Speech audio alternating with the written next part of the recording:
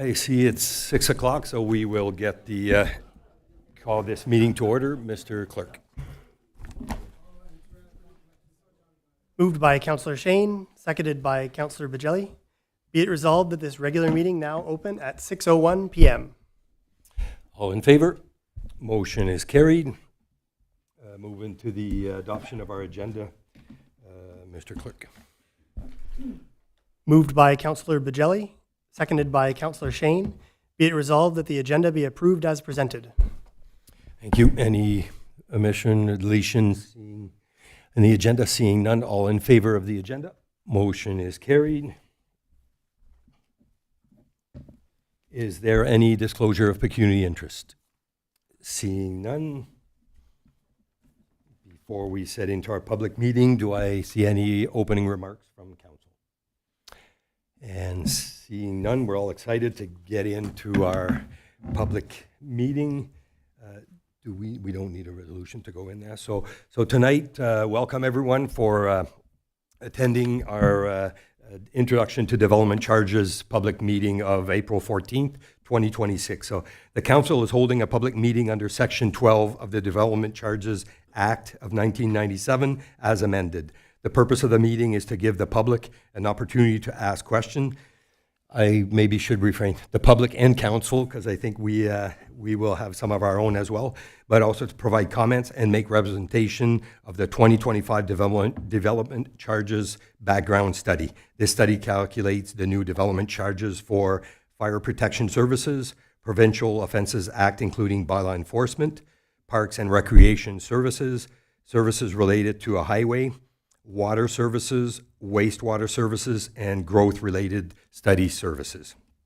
Prior to receiving the public's comment, we will ask our consultant, Watson Associates, Economist Limited, to do a brief presentation of the findings of the study. So I believe we're not seeing it, but can you hear us, Sean Michaels? Yes, I can hear you. There we go. Thank you. So I will give the floor to you, and as we move forward, if there's any questions from council, we will act and let you know if we have questions. So you can take it away from here. Great, thank you. And am I sharing my screen for the presentation?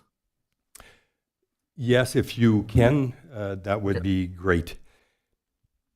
Just bear with me one moment.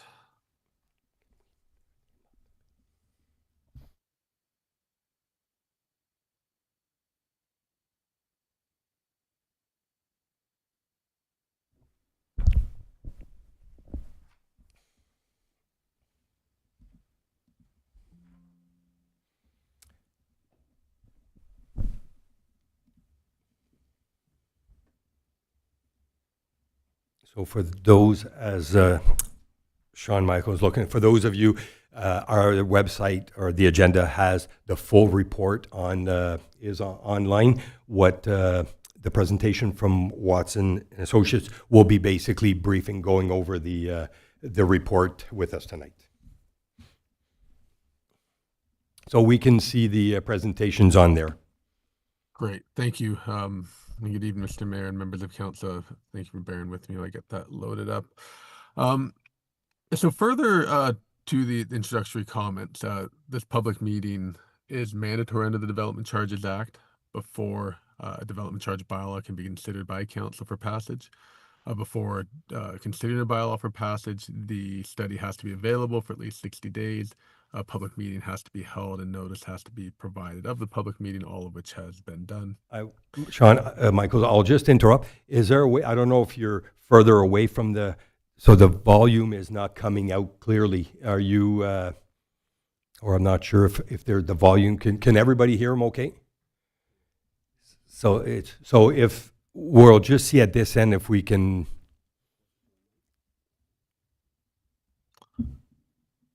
I can try and just speak a lot louder. Is that helpful? That would help. So that's good. Okay. So with those requirements having been met, the purpose of the public meeting, as you mentioned, is to provide an opportunity to hear public and council input on the matter. No action is being taken on the bylaw at this time. Quick high-level overview of development charges, as the municipality doesn't currently impose development charges. They are intended to recover the growth-related costs of new development in a municipality. As I mentioned, they're under the authority of the Municipal Act to impose a bylaw. And when we consider these types of the types of costs that are recovered through development charges, they're the broader growth-related costs of infrastructure, not the local development costs of individual developments, such as your internal roads, sewers, or water mains, which are paid directly by development as a condition of those development agreements. In terms of the study process that's been followed, this did start back in June of last year and through the second half of 2025, holding a number of detailed discussions with staff around the anticipated development and cost of infrastructure to meet the needs of future development. The draft findings of the analysis were presented to council late last year before the final background study was made publicly available on the 27th of January. With the public meeting today, with bylaw passage, or at least the consideration of the bylaw for passage, would be at a future council date yet to be determined, with the bylaw, if passed, coming into effect either on that date or a later date that council could determine. So, quick summary of the methodology that's required to be followed under the Development Charges Act. As we're looking at growth-related costs, the first part of the exercise is to understand what is the anticipated growth within the municipality. With respect to that anticipated growth, we need to look at what is the increase in demand for service, recognizing there's only certain services that development charge bylaw can be used for. When looking at the level of service that would be funded from new development, it can't be greater than the average level of service that was in place historically over the past 15 years. This being a requirement of the Act to ensure that municipalities are not increasing service levels and having new development pay for those, but only requiring new development to pay for the increase in need for service at the average levels of service that the municipality has been providing. And also, these needs are not a wish list. They are needs that do have an expression of council that they will be met. For those needs, the anticipated capital projects and costs need to be identified. There's certain deductions that need to be witnessed, such as if there's any grants or subsidies anticipated towards the needs, or if they will benefit existing development. And then once you have those net growth-related development charge eligible costs, they're apportioned to the same development that they were being designed in response to calculate a charge per residential dwelling unit or per square foot of non-residential gross floor area. The growth forecast that's been developed has been premised on the United Counties growth management strategy. It would see residential growth of about just under 9% over the 10-year period, just under 700 additional population over that time period, and about 11% increase in employment. From a non-resident, or over the longer term period to 2025, or sorry, 25-year period to 2051, we would see about just under 18% total growth over that period, just under 1,400 additional persons added within the municipality, and about 312 additional industrial, commercial, institutional jobs created. The services that have been included within the background study and draft bylaw have been assessed either over a 10-year or 25-year period. Over the 10-year municipal-wide basis, services related to a highway, such as your roads and related infrastructure and public works, facilities, and fleet, has been considered. Fire protection services, parks and recreation, by law enforcement, and then growth-related studies. Over the longer term period of 2051, within the urban serviced areas only, water and wastewater services have been assessed. For those services over the 10 and 25-year period, the gross capital costs of the needs that have been identified are $24.3 million. In this pie chart, you can see how those costs break down between the costs that are potentially development charge recoverable versus the costs that have been deducted and not included in the calculation of the charge. About 53% or $12.8 million of the costs are potentially development charge recoverable after deducting 11% for the benefit to existing development, a small share for other deductions. Grants, subsidies, and other contributions towards the works represent about 7% or $1.8 million of the cost. And the post-period benefit deduction of 29% is reflective of costs that ultimately are growth related, but are of a benefit to development that is not included within the growth forecast. And the majority of that deduction is related to costs that were identified through the water and wastewater master plan that would service development beyond what is included in the 25-year horizon. So we look at how those growth related costs break down by service area. We can see that over 83% of those costs do relate to water and wastewater services. So of the $12.7 million, 83% of those costs are costs of water and wastewater infrastructure required to facilitate those developments in the urban service area. The other 17% of the costs are related to fire protection services, services related to a highway, parks and recreation, and bylaw enforcement, representing a very small share of those costs as well. So in terms of the development charge calculation, then it's been calculated in a manner consistent with the charge structure by residential unit type and non-residential, consistent with the predominant trends across the province. You can see the charge here is presented by residential dwelling unit type, so differentiated for single and semi-attached dwellings versus other multiples such as row townhouses versus apartments of 2-bedroom and greater or 1-bedroom and bachelors. That charge is differentiated by dwelling unit type based on the assumed occupancy assumptions of each dwelling unit. And then as well, the charge per square foot of gross floor area of non-residential development is identified. So we can see here, if I just look at the charge for single and semi-attached dwelling units, that the municipal-wide services, so the charges are imposed regardless of where development occurs, would total $5,808 per dwelling unit. If development also occurred or was incurring in the urban service areas, there'd be an additional $16,243 for the cost of water and wastewater services, for a grand total of $22,051. We can see that charge for urban services, or in the urban serviced area, decreases by dwelling unit type to as low as $10,370 for a 1-bedroom and bachelor apartment. The cost per square foot in the urban serviced area for non-residential development would total $9.34. It'd be $1.83 in an unserviced area of the township. So, To sorry, look at how the Sean, Mike, I'll interrupt. Since you're on that slide, I just got a quick question on the previous slide. Yeah. So you're saying single and semi-detached are both falling under. So are you looking at double the single for a semi-detached? Or are you saying they fall into only the 22, whether it's a single family dwelling or a semi-detached?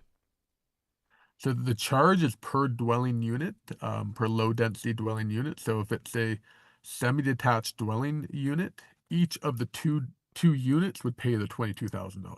Okay, and if we expand that to townhousing, so if you have a string of townhouses, are we looking at the 4 charges as well, similar to the until you get into, like, say, basement apartment, that kind of stuff? So maybe just clarify that that factor. Yeah, so all of these charges are per dwelling unit. So the other multiples, that's per townhome in a block of townhomes. So if it's a 4-unit townhome, they'd pay $17,859 for each of the 4 townhomes. If you're looking at an apartment building, each individual apartment would pay the apartment charge. When it comes to additional dwelling units within or ancillary to low and medium density residential homes, they would be charged as other multiples. However, as we'll get to later in the policies, there are statutory exemptions to the payment of development charges for additional residential units. Thank So you. if you have a basement apartment, it doesn't actually get charged.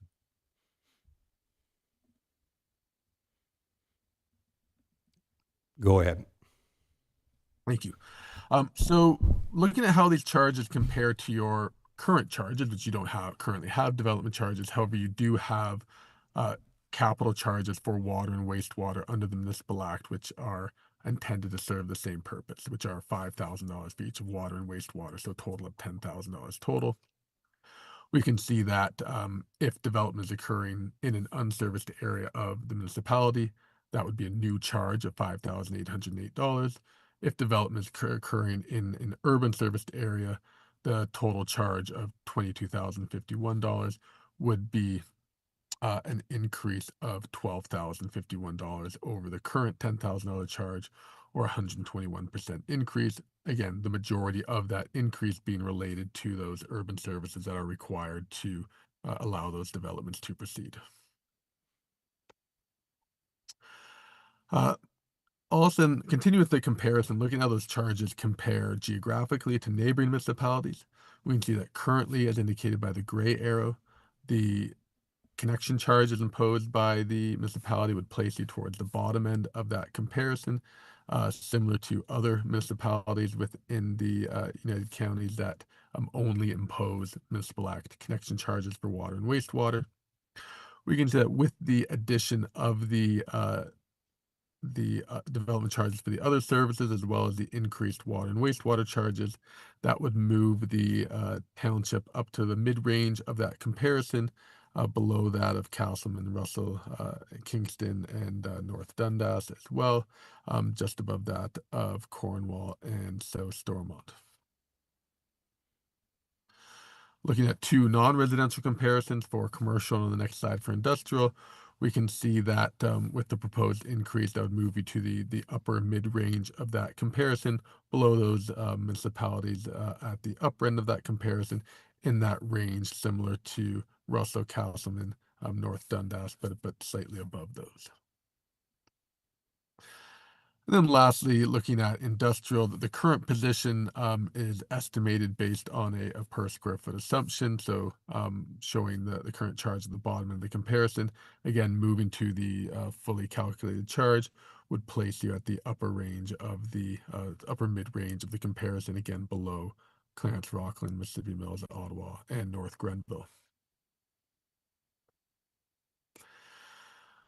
So to review the bylaw policies that govern when and how the charges are calculated and collected. In terms of the timing of calculation and collection, the charges are generally paid at building permit issuance. However, there are statutory deferrals for rental, institutional, and non-rental residential development. In terms of the when the charges are calculated, if a development proceeds through a site plan or zoning bylaw amendment under the Planning Act, the charges are not actually calculated at building permit issuance, but they'll be calculated earlier in that approvals process when those planning applications are made. Then the charges are held frozen at that rate until building permit issuance, as long as the development comes through the building permit within 18 months of the approval of the application, and the municipality can charge interest during that time period on those charges that were frozen earlier at the maximum average prime rate plus 1%. In terms of the statutory deferrals and installments I referred to earlier, rental housing and institutional developments, they are required under the Act to pay their charges in 6 installments, commencing from the date of occupancy, so not at the building permit issuance, but later in that development timeline at occupancy, and then 5 subsequent payments. For all other residential developments, so non-rental residential development, their charges are now payable at occupancy. So in terms of exemptions to the charges that are paid, the bylaw needs to define what circumstances the charges will not be paid. Council does not have the ability, if you do pass the bylaw in the future, to waive development charges on a case-by-case basis. So the situations in which development charges aren't payable are either statutorily required because they're identified in the act and also in your bylaw, or council can include additional exemptions to the charge. So the statutory exemptions are that you don't charge yourselves or the upper tier government or school boards, land that's intended for use by a university, any existing industrial building that can expand its existing gross floor area by up to 50% without the payment of development charges. As I touched on earlier, additional residential units within existing or new residential buildings are exempt as long as that is only up to 2 additional units within a single detached, semi-detached, or row house, and only one of those units can be in an ancillary structure. And as well for larger existing residential buildings with 4 more units, you can add 1% or 1 additional unit. Nonprofit housing is exempt. Inclusionary zoning affordable housing units are exempt. Affordable housing, if it meets the threshold of affordable rental or ownership rates in the province's bulletin on affordable housing, are also exempt. Once the regulation defines attainable housing will be exempt. At this point, that is not yet in effect. For rental housing, there's further discounts of between 15 and 25%, depending on the number of bedrooms in the dwelling unit. And then long-term care homes are also exempt. I'd also note that nonprofit retirement homes are also proposed to be exempt through Bill 98, but that's working its way through the legislative process. In terms of the proposed non-statutory exemptions that have been presented to council and are generally consistent with the county's municipalities of DC exemptions, are that bona fide farm buildings would be exempt, excuse me, as well as a place of worship or a cemetery. Redevelopment credits are also included in the bylaw, not statutorily required, but they are included in the vast majority of development charge bylaws. What they're intended to provide for is that where you have an existing building, if it is converted to another principal use or demolished and replaced, the replacement of the existing use does not represent an increase in need for new services. And so there's a credit against the development charges payable on the new building to reflect what is being replaced. And so that redevelopment credit is granted as long as the redevelopment occurs within 5 years of demolition. The credit can't be greater than the development charge that would have been payable. And as well, there is no credit if the existing or prior use was not capable of being occupied. It's also identified in the draft bylaw that in situations where the existing building cannot be demolished until the construction of the new building occurs, that refunds would be available. In terms of the administration of the bylaw, it'll come into effect at a date to be determined by council, if passed, and the charges would be indexed in accordance with the act, which is the non-residential building construction price index for the Ottawa series. And that would be proposed to occur on a mandatory basis on January 1st of each year. And that indexing allows the charges and the revenues that are collected to keep pace with the increases in capital costs that occur year over year. So, in terms of next steps in the process, council can receive feedback from the public. If there are any amendments to the background study and draft bylaw required based on council and public feedback, that would be prepared. And then the bylaw will come back to council for their consideration at a date to be determined. The one thing I would just add before concluding is with respect to the provincial and federal announcement, the partnership to build and the proposed infrastructure funding, along with reductions to development charges in municipalities of between 30 to 50%. At this point in time, we've all seen the public news releases and announcements about that, but we don't have any further information around how that will be implemented legislatively or which municipalities that will apply to. And so at this point in time, the proposed approach is to remain status quo, and then as we know more, adjustments can be made. So with that, I will conclude, and I'm available to assist with any questions. Thank you very much. So I will look first questions from council, and then so we do also have some of our local developers and builders that are here, so the public will have a chance to ask questions or provide comments. Our CAO will be taking a list of our speakers. Anyone that will come up will state name, address, or your involvement with respect to North Stormont. So starting off, I'll look over at council, see if there's any questions from council. Starting with Councillor McDonald. Okay, so this one is kind of close to my heart as someone who's worked in planning and development in the past. And we have amazing communities here in North Stormont, and we really are growing. If you just drive from Carswell or Finch, if you drive through Moose Creek, like, people are building homes in our area. And in my experience, growth is good as long as we have good planning and we have good developers. I think that, oh, I see you can't hear me in the back there. I've been told this before. We have good developers, and they've been working with us to try to build the homes and businesses that we need. Funding infrastructure with our small tax base is challenging. I knew that before I got on council, but certainly in the last term of council, I've learned that just how hard it is for us to do these things and get these projects off the ground. So I was really excited about development charges, and I still think that they're a great way to help us plan for development, but I'm very concerned about being able to access the money that's available from the province. $8 billion over the next, if it's 3 or 10 years, is a lot of money. So I'm concerned about moving forward with implementing these charges, not knowing politically what the impacts could be of that decision. So I think the bylaw is impeccable. I think the presentation from Sean Michael is excellent. I understand it and I agree with it. I think they might be a little on the high side overall, but my bigger problem with this today is that I don't know what this means for big time funding. I'm also a little concerned about the cost of houses, right? Like, we've seen some big reductions in the cost of new homes because of the HST rebate, but adding, $44,000 on a semi, it feels a little high. And it might be a combination of our political climate and just where we're at, but I am still concerned both ways, the overall cost and this new funding being precluded from applying. So those are my comments. Going to Councillor Bajelli. So I'll jump right in here too and echo some of the same concerns that Councillor McDonald has.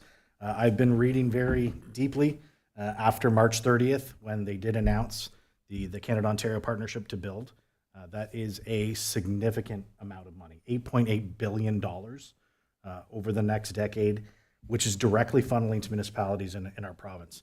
We have not seen the federal government and provincial government come to the table together in almost 10 years.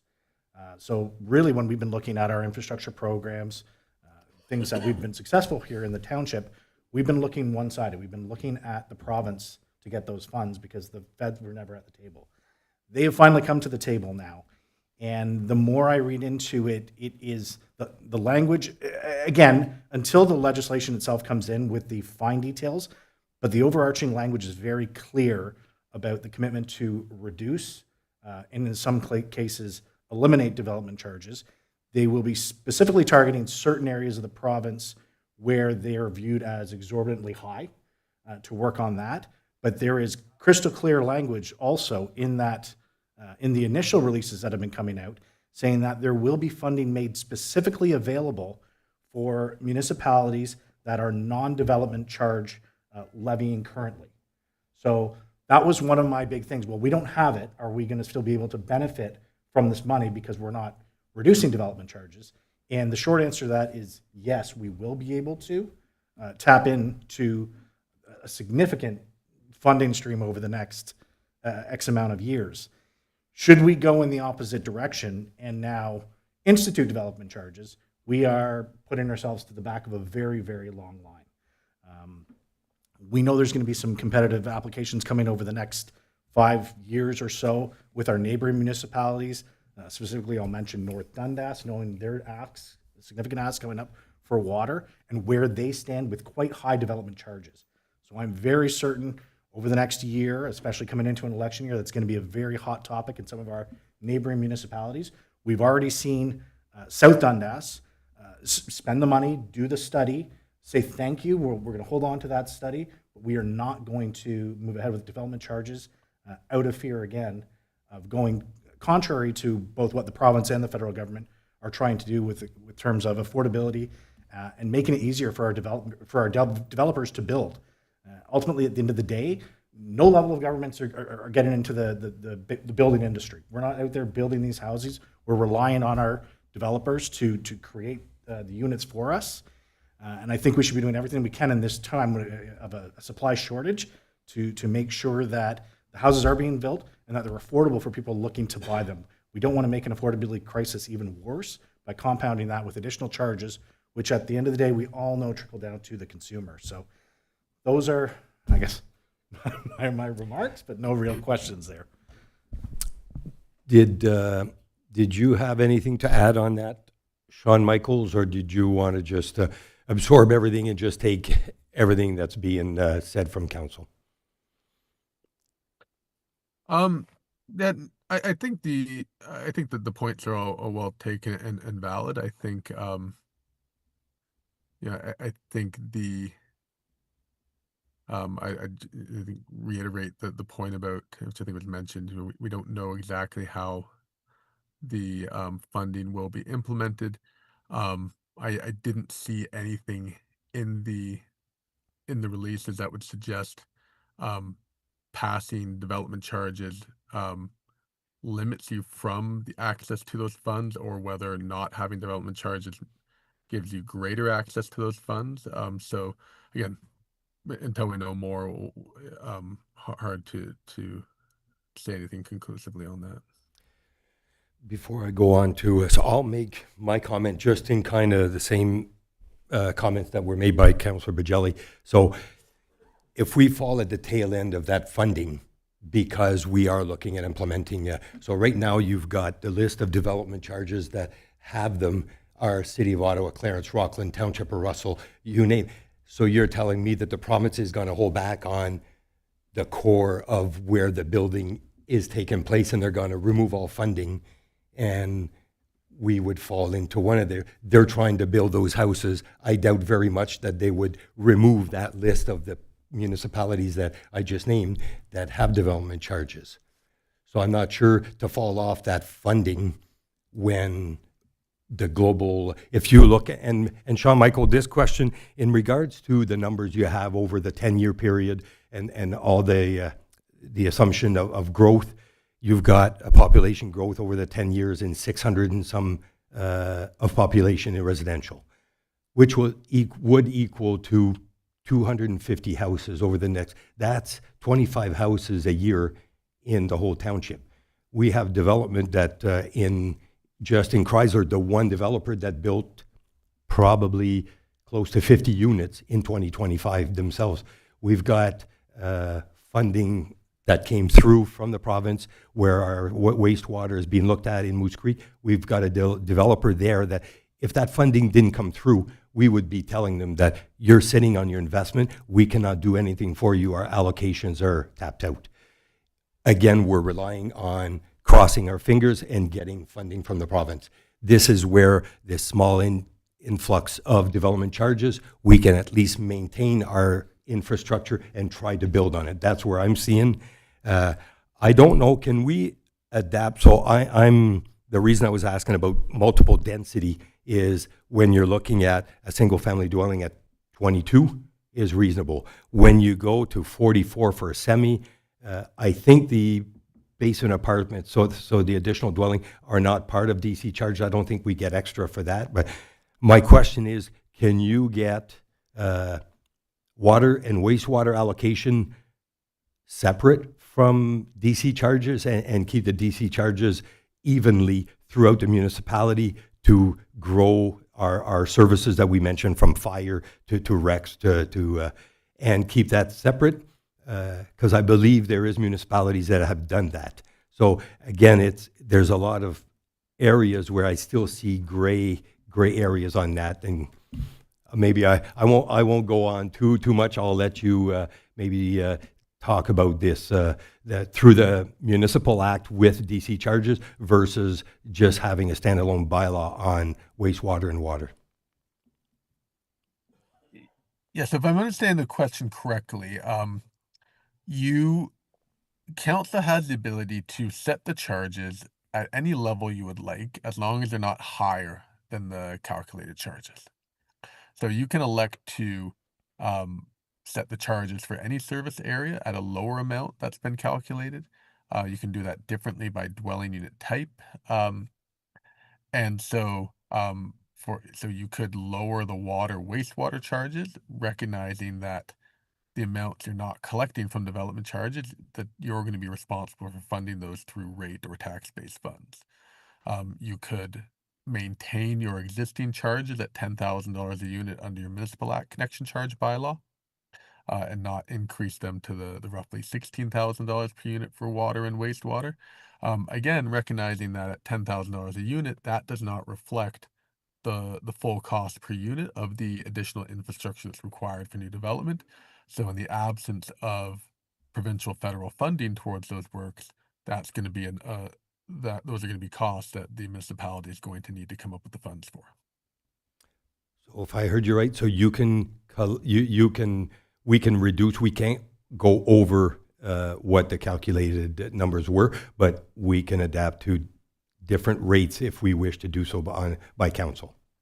Absolutely. Just You to can be clear. set them at, as you currently have 0, that's been your decision. You can set them at any level up to the calculated charge. Perfect. Good to know. I'll take or Charles. So Stephanie's looking. So you go ahead, Stephanie. I'll let you. Hi, Sean Michael, through you. I think it might be helpful for council to understand the difference between collecting water and wastewater connection fees under the Municipal Act versus under the Development Charges Act. Could you explain that a little bit for them? Sure. So the main difference is that is really that the same exemptions don't apply to the charges under the Municipal Act. So when the issue of like additional residential units is brought up, which would not be charged under the Development Charges Act, those could still be charged under the Municipal Act, as you don't have the same statutory exemptions. That would be probably the most significant difference. One of the other ones would be to the extent you have existing developed homes that are on private services, if they do connect to municipal infrastructure, you can use your Municipal Act capital charges to recover the cost of capacity that they benefit from, which I would suggest you'd continue to do even if you did impose development charges. Okay, I'll go to Deputy Mayor Densham. Thank you, Mr. Mayor. And yeah, again, I agree with what some of my fellow councillors are recognizing, which is the potential for risk. So I'm not going to repeat any of those comments. What I'm really wanting to do is kind of look a little bit deeper at the numbers. Thank you for the presentation. It's very educational. And I think it really tells a story behind the story. For example, the fact that your calculated expectation or our need going forward is about $16,000 for water and wastewater combined. Right now, we're recovering about $10,000 of that under a charge that's not considered to be development charges. And so what I think I'm hearing just in that last exchange as well is that might be something, if we don't go with development charges, we still might want to take a look at, because although we're collecting $10,000, it still doesn't meet the future need of the growth projections of the 16,000. So those could be adjusted without imposing development charges at some point. So that might be something we would want to think about. If we decide as a council not to go with development charges, there's still a potential opportunity for us to address that. The other question too that I have in terms of understanding the mathematics on this, your presentation talks very clearly about what our need is going to be in the future. But I guess my question is, if we actually grow, and if we adopt to grow to the numbers that you are projecting, and we apply the DC charges that you're saying, are you basically saying we would recover 100% of what our need would be? So in other words, is the cost projection also a revenue projection if we were to actually grow in the means that we did, if we adopt your exact numbers? Or is it still going to fall short? Or will it be more? I don't know. So if the costs that you incur are identical to what's been proposed, estimated at this time, and the growth is identical to what's been estimated, then the revenues would equal the cost. That the big caveat there, because that's how they're calculated. It's the cost divided by the anticipated growth. The where this will not actually occur though is because of the exemptions. All of the development that's included in that calculation, you won't actually charge because there are statutory exemptions to the charge. So there's going to be revenue shortfalls. You will not collect all of the development charge eligible costs. Yeah, thank you. That was one of the things that I was going to ask a follow-up question on, so thank you for covering that. So what we're really talking about is again, as you said, we're collecting about half of what we need going forward. The other piece on the calculation here, as you grow, there's always an economy of scale. Every new taxpayer that comes online is not necessarily bringing on them 100% of the cost of what the existing base is. Is that factored into the calculation as well? So again, my point basically is, if we bring on 1,000 new taxpayers, we're not necessarily bringing 1,000 new taxpayers worth of cost onto it. So the revenue that we're getting through the basic tax revenue that we get from them, all things being equal, will actually help relieve the pressure. Was that in your calculations, if you follow my line of questioning? Yeah, yes, I do. No, it's not part of the calculations because the development charges are focused only on capital. You cannot include operating in the calculation. And I would also note that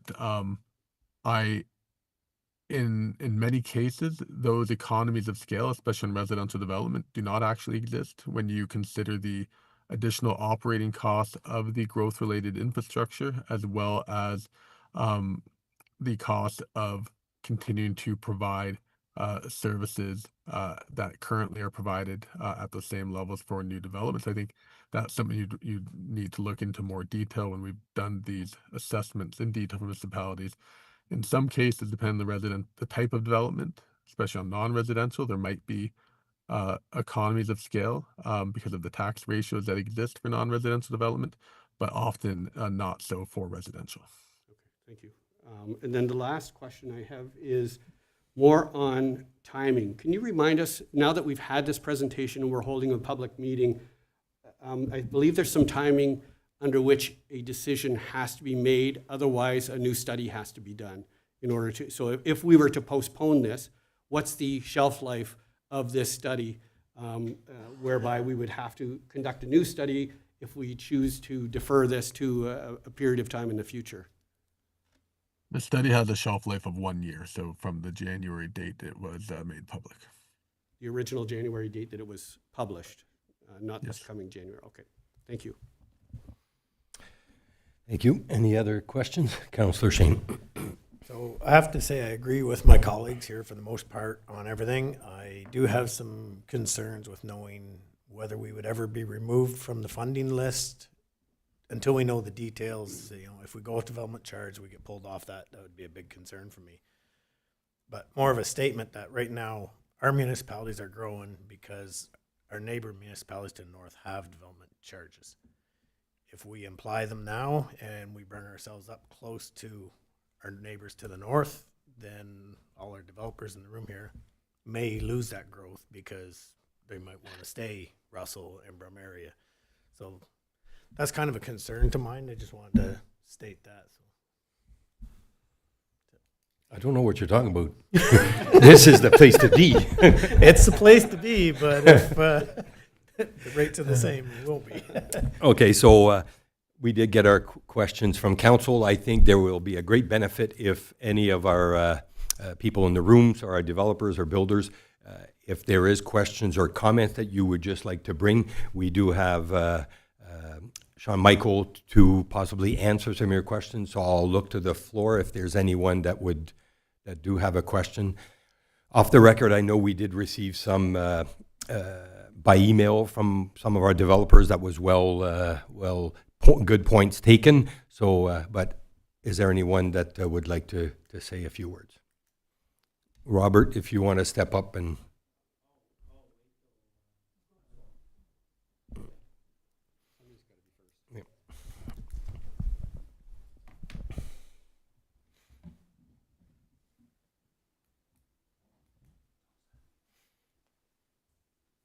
Long way with a gimpy knee.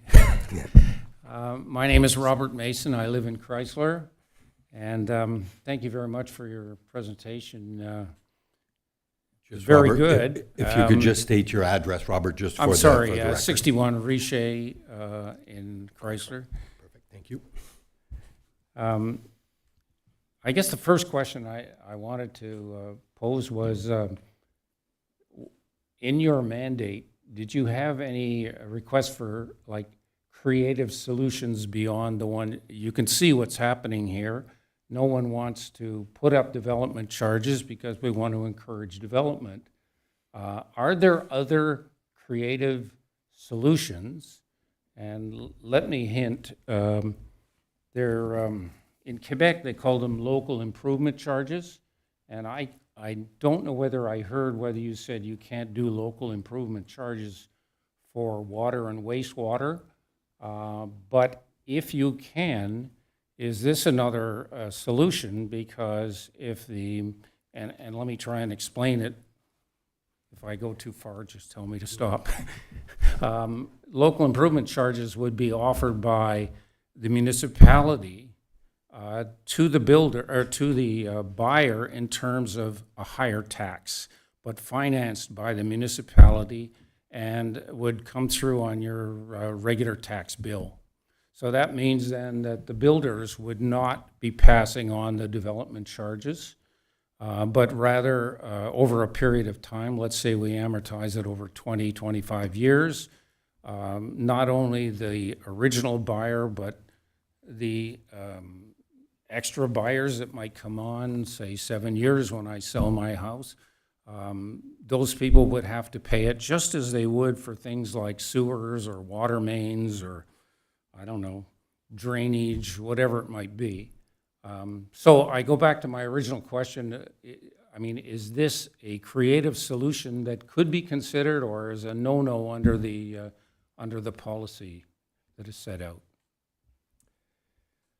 Thanks for the question. So, no, that wasn't part of our mandate to look at other options like that. I would say those sorts of mechanisms of having specific special tax levies on specific development or charges under the Municipal Act that are imposed over a longer period of time to recover the cost of infrastructure are permissible.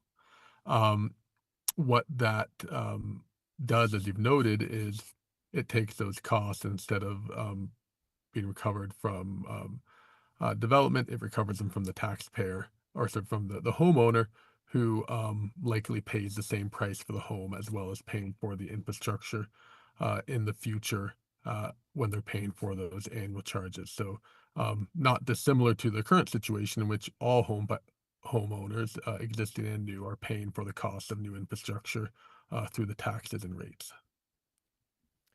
Well, if I may just suggest then that the homeowner is paying one way or the other.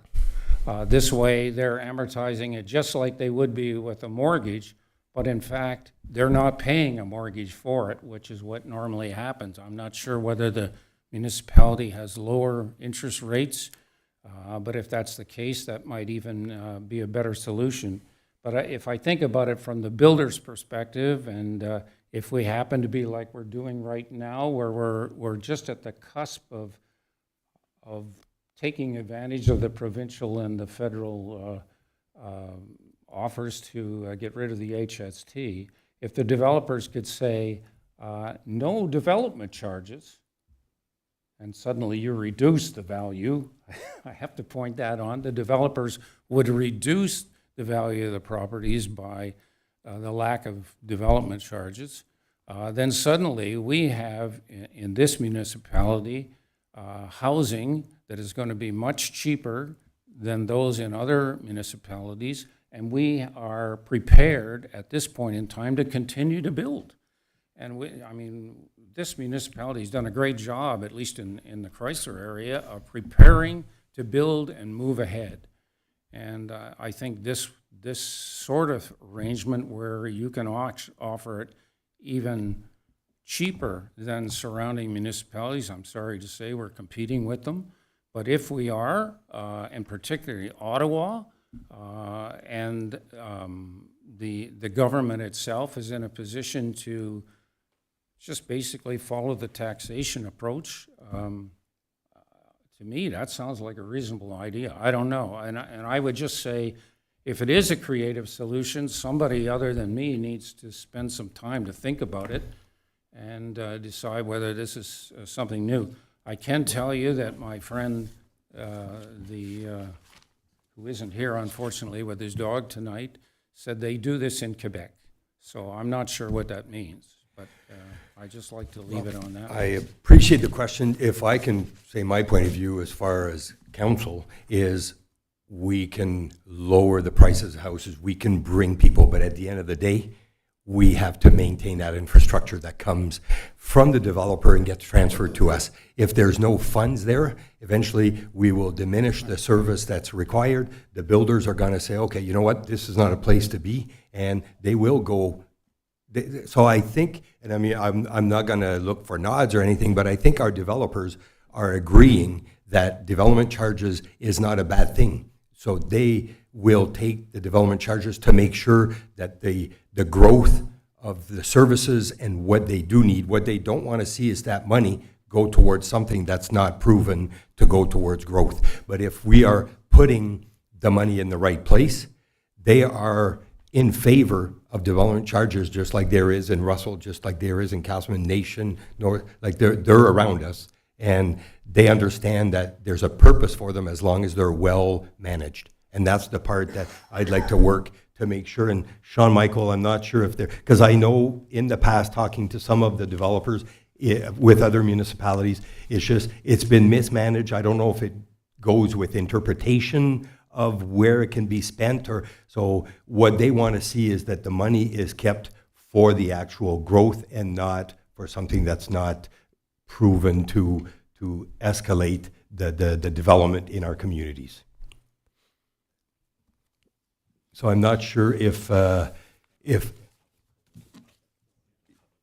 yeah, so again, I will look at other comments. So thank you very much, Robert. So other comments from the gallery, if somebody wants to speak up on our costs. So. Good evening, Phil. Philip from Genie. I'm in favor for development charges, but the thing is, it needs to be well structured where the money is going. I know we want to rely on some funds from the government, but it's not always easy to get, for sure. And I just don't want to be jammed. Sorry, my English is not the best. I just want to make sure that if I'm putting 500 homes or so, I don't get stopped at one point that we need to wait for the government to give us some funds. I think if we're doing it properly and the bylaw is well structured, and it's going to give a good chance for us to continue and build.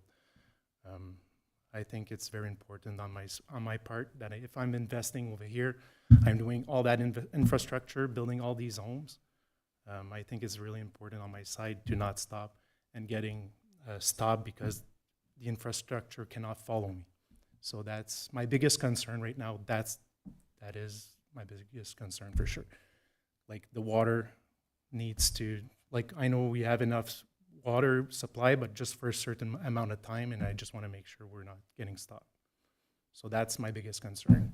For sure, I would like to rely on the government giving us some money, but sometimes it's not that easy to get. So I just want to make sure that's a good point. And I know they're talking about recreation. I think we should more focus on water, sewer, roads to follow what we really need. And the developers, when we're doing all the development side, we can do the parks ourselves and stuff like that as part of as our development. I just want to make sure also that all the money coming from Chrysler stays more in Chrysler. If you're going to build in Moose Creek, it stays in Moose Creek. Not putting everywhere the money. Like, I would like to have a structure like this. I don't know if it's possible. If we can, if it, let's say we give $500,000 to the municipality per year with the development charges, I would like that to stay for the infrastructure of Chrysler, not going elsewhere like Moose Creek. But I'm building in Moose Creek. If I'm building a lot in Moose Creek, the money stays in Moose Creek. And then we go like this. That's my point of view. I just don't want to be wasting, like, let's say we do a splash pad in the other place with my money. I would be a little bit pissed off, that's for sure. But I think it's really important to make sure that we keep the growth. We have enough water, we have enough sewers, and the capacity follows our view and our vision. And if the municipality can see what we're doing and what we're planning to do too, I think it's a good idea to have a development charge, maybe not as drastic, but we could work something out for sure, and then rely on the government fund to follow the rest. That's all I have to say. Thank you very much. If I can add, so Kim, presently, I think we have 3 different systems. So each community relies. That doesn't change, Sean Michael, in regards to DC charges. Do they still fall into the charges dealt in one community, stay within that system? Or does that go? I'm not talking about the 5,800. I'm talking about the portion of water and sewer allocations. Are you muted? Sorry about that. Yep. Good question. So the charges that are calculated are municipal-wide charges, and in the urban service area, they're urban service across all urban serviced areas. So it's an average charge across all of the serviced areas. And so the money that is collected goes into one water reserve fund for DCs and one wastewater reserve fund for DCs. Those monies can only be spent for the purposes they were collected. However, they are not separated by serviced area. And so the municipality has the flexibility to use the money for the projects that are coming up due first to minimize additional financing costs that you'd have to incur. But you also have the ability to, as an internal policy, to sort of hive those off internally and say we're going to save certain money for certain areas. If that's what you wanted to do, you can sort of make that distinction by serviced area if you wanted to. It just means that you may have collected money in Chrysler from development there. There are no immediate needs in Chrysler, and you have a project in Finch that needs to be funded, and you can't use development charges, so you have to use debt. And now you've got money sitting in reserve while you're paying debt financing costs. So it might incur additional financing costs, but if that's something that you wanted to do, you certainly have the ability to do that. Okay, so I think so right now we can borrow, it's one pot, but they're still tied individually to each community. So if we were to need a certain amount of money to retrofit the water tower in one community, the money pot is there. We can, instead of borrowing from a bank, we can borrow from ourselves, but it's still identified what portion of the money that we're, and is that something that we can still, how we structure it? Is it something that we can still maintain, or does it fall into the one as you mentioned? No, So you it's can- you can I maintain believe it would be our choice. Yeah, it would be your choice. You can Okay. maintain it that way. Yep. Again, you can only use the money for the projects in the development charge background too, so only for those growth-related projects. Okay, thank you. So any other questions?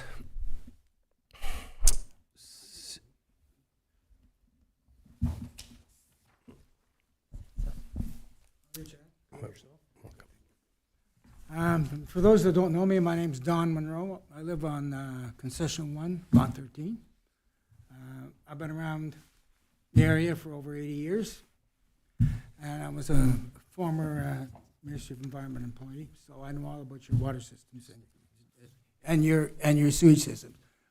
I do have concerns about the complexity and the significant charges with respect to this bylaw, particularly with the individual charges. If an individual wants to build a home or renovate a home, because there's renovation requirements in there, and perhaps Sean may be able to help us with what the renovation requirements are for those people that say want to take an abandoned house and renovate it. There is also landfill charges because there's demolition that has to come out of those renovations that can be applied as well. So there's a significant amount of charges, not only in the bylaw, but with respect to the actual construction of the building. Now, I was reading in section table 6.4 that the detached dwelling, the cost is $5,800. That's a significant cost in this global economy for individuals, and particularly with respect to this housing crisis that we have now.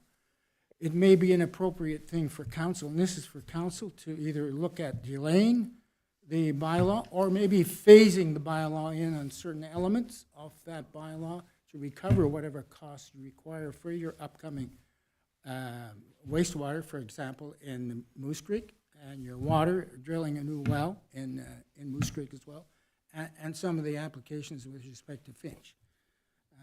That may be more appropriate than doing the, and I respect your concerns about the subdivisions and the capital costs that have to be recovered. I understand that, but as Sean has pointed out, you can allocate them to either the reserves or some other element and keep them for those specific areas, or you, as he indicated, you can borrow from that. But that makes it more complex for the finance people. But so be it, I guess.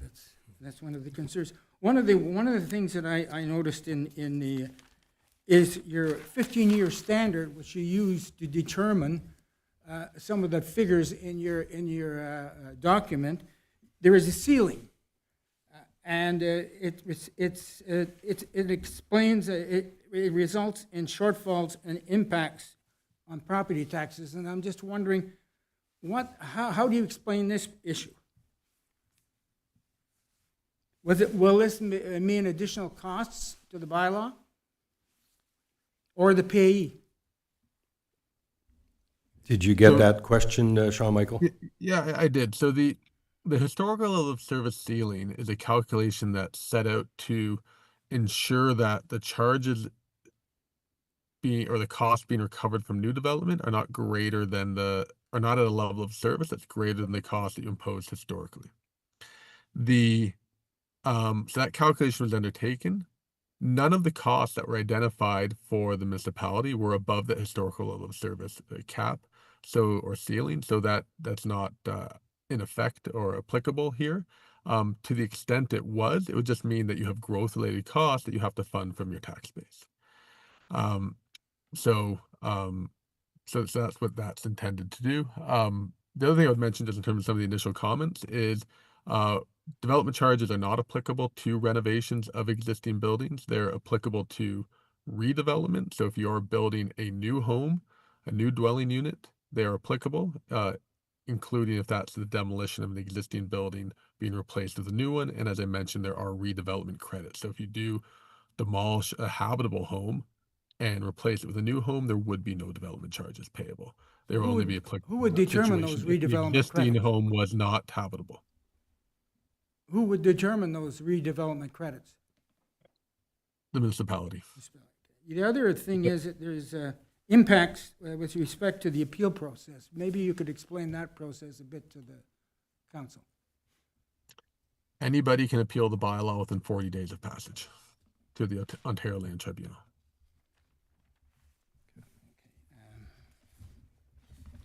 The demolition permits too are required as well. I noticed in that requirement, is there a specific fee that's associated with those? There's no development charges. There's no charges You with indicated respect to that in development charges that section have 7. anything to do with. Pardon me. You indicated that in section 7.3.7.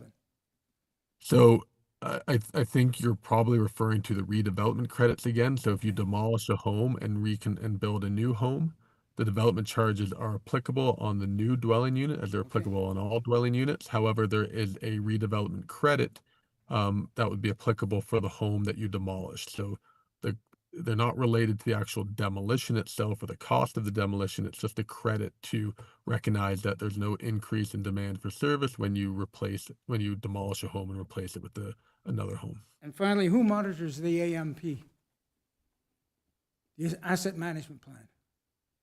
The municipality. Municipality? Okay, thank you. Thank you very much. So looking one more time, is there any further questions from the floor? Go ahead.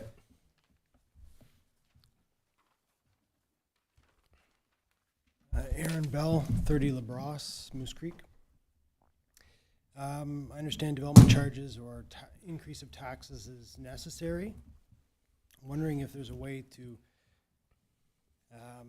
put this more on the end user, because ultimately, if you bill me $44,000, that gets billed to the end user. We're all paying interest on that. That number just keeps getting bigger. And if we are talking for 15 or 20 years from now, that could be factored out over 15 or 20 years. It also puts a strain on the developer to come up with that additional cash right up front. So would there be a consideration of that?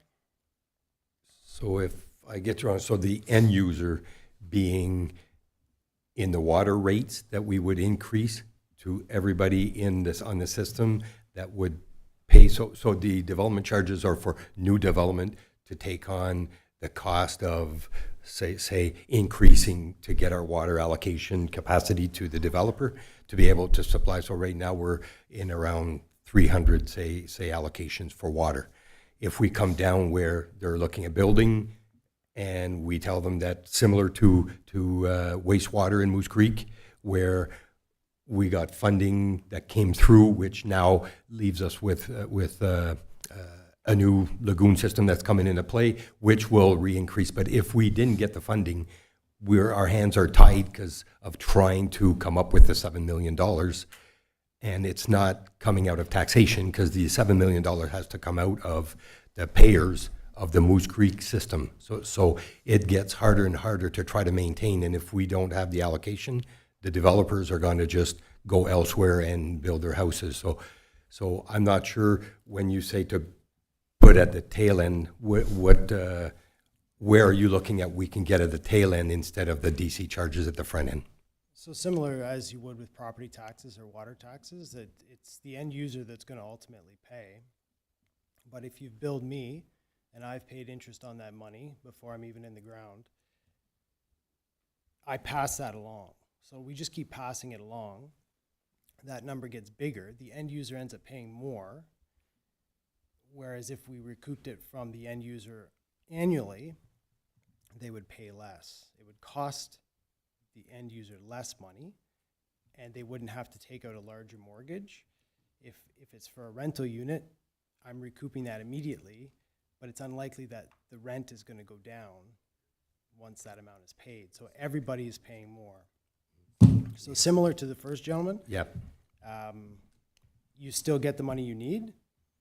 The end user pays less. The developer doesn't pay that front-loaded money, which you're not using immediately, if I'm understanding this correctly. So, Do you have, Sean Michael, do you have anything to add on that remark or question?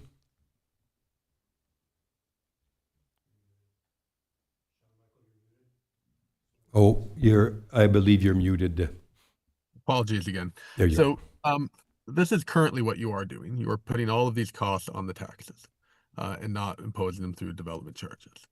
The majority of these costs are for water and wastewater infrastructure, which does need to be in place before the development can occur. So these aren't costs down the road. They're costs that are going to need to be incurred before the development actually happens.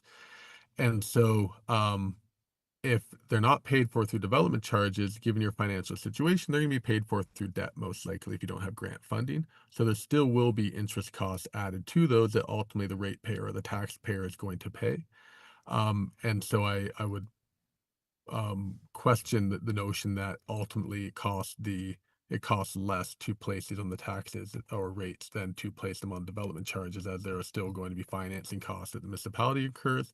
And you may not have the legislated debt capacity to do so, depending on the extent of the infrastructure that you need to debt finance, if you don't have development charges or other front-end financing assistance from developers. But so I think those would be the concerns you'd want to consider. But again, I would just full transparency, that's fully within your right to do so, as you currently are doing, or to have separate charges that are imposed on the tax roll specifically of new development, as one of the earlier gentlemen suggested. Those are options available to you, but they're going to come with higher financing costs for the municipality that you may not have the legislative ability to impose. And as well, there's also no guarantee that those reductions do get passed on in terms of lower home prices. Perfect, thank you. So all these comments have been documented. Our treasurer has been writing, so there's a lot that will come into play to come up with our decision. So we're not looking basically for the answer tonight, but granted, we will take everything in consideration. So the comments made by Mr. Mason, yourself, in regards to that aspect will be, like I said, will be discussed and see where that will take us. So with that said, I don't think, is there any last questions coming from the gallery? Seeing none, I'll just look at council for one more to go around if there's any further questions. It was just as I was reading through, Sean Michael, there's the one slide that on DC recoverable costs, capital needs at $12.7 million.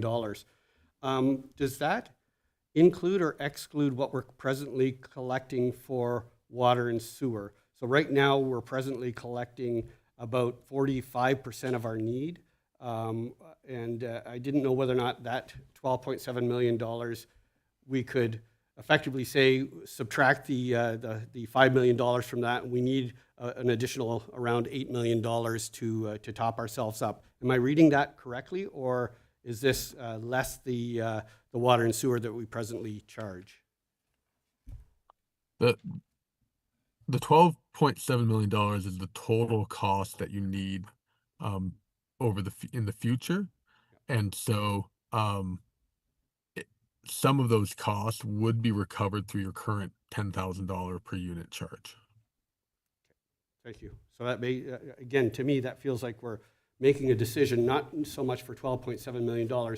If we were to keep the status quo, we're really making a decision for $8 million. So if the province was to cut us a check for $8 million, we don't have to talk about this anymore.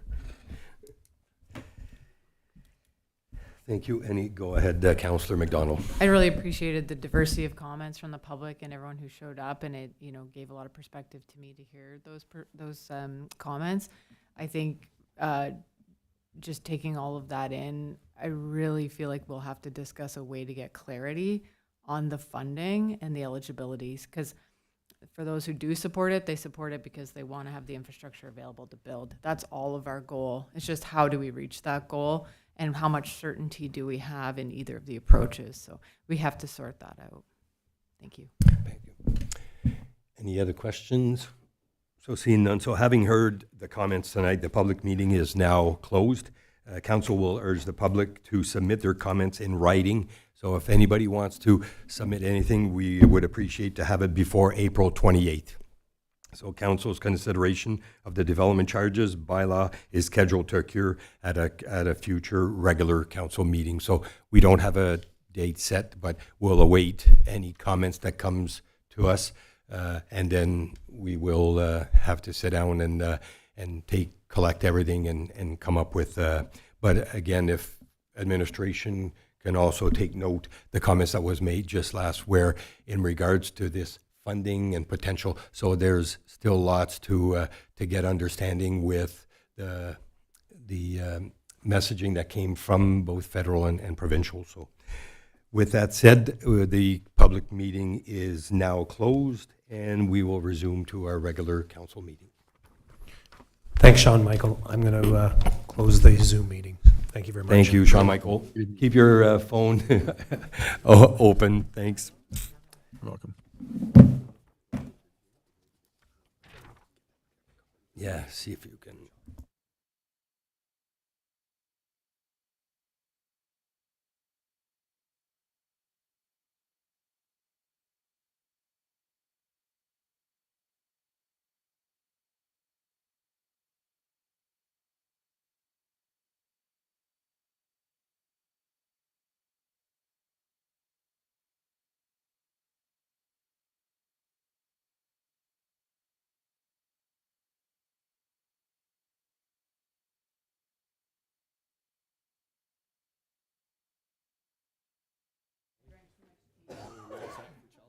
Charlie, if you don't mind, we'll just take 5-minute break at this, and then you're up to bat.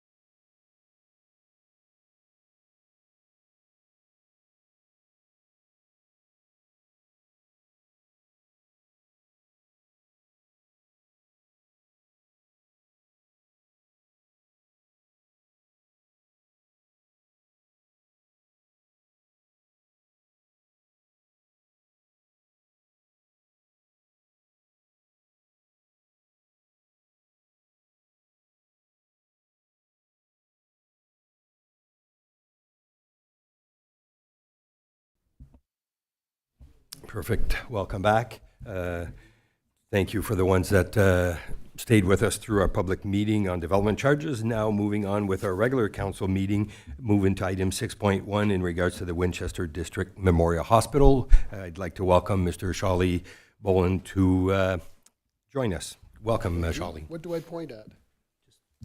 Okay. Well, I was going to say now for something very different. Thank you very much for the opportunity to come here and address you. I'm here to talk about the hospital, but I'll just say a few words about Dundas Manor Long-Term Care Home. And I want to thank you for supporting Dundas Manor Long-Term Care Home, politically, financially, both here and at the county level. We're on budget and on schedule.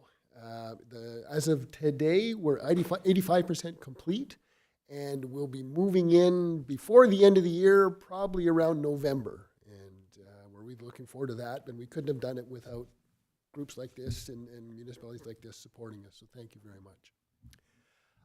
As I said, I'm here to talk about the hospital. We're going through, almost finished, a new strategic planning process, and part of that was talking to folks like yourselves, mayors of all the municipalities. And there's been a consistent theme is that, we'd love to get more information about the hospital. And I actually, pre-pandemic, I'd come around to the different councils periodically, every couple of years anyway, and that went by the wayside with the pandemic. So I'm redoing this, and in deference to the mayor and deputy mayor, you've seen this before at the county level, but happy to share this with everyone else. I want to tell you about your hospital, and happy to answer any questions or anything along those lines. So we'll go from there. Very proud of our hospital. There we go. To start off, most organizations, certainly every hospital has a mission, vision, and values statement. And our version of that is a commitment. It's a commitment to our patients, our communities, our hospital, and ourselves. And you can read it very well. When we put this together with a group of staff and physicians and patients, we had a long-serving doctor, Dr. David Flowers, who came up with two-word byline, compassionate excellence. And that pretty much sums up WDMH. And if you've been there, hopefully you've seen it. We're always trying to do better to become more and more excellent, yet we're compassionate, we're true to our small town values. And as I said, that runs through everything we do. Going the wrong direction. Trying. Do I use the up arrow or the...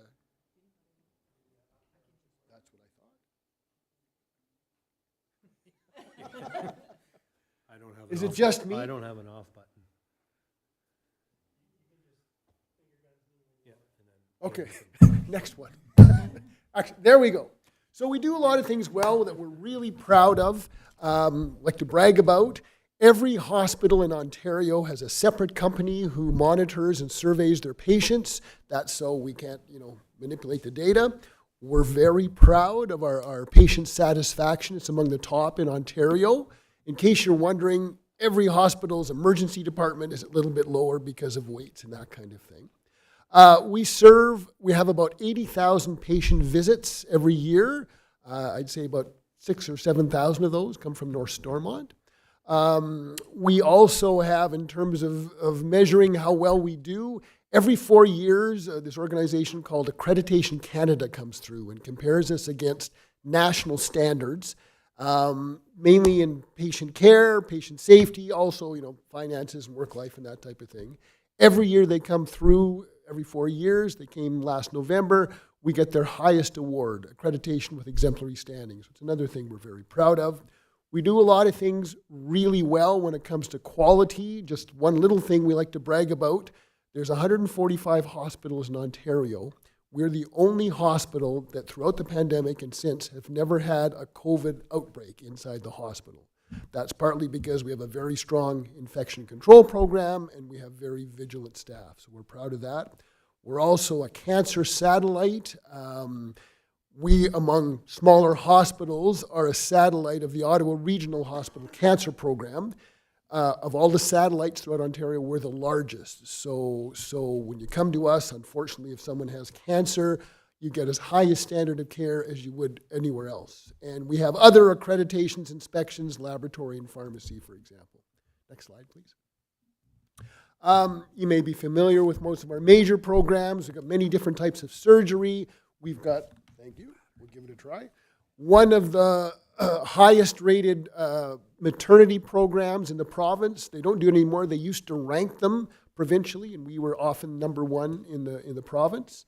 I talked about cancer care. We've got a dialysis program for people whose kidneys are failing. They actually come in 3 times a week to get their blood cleaned.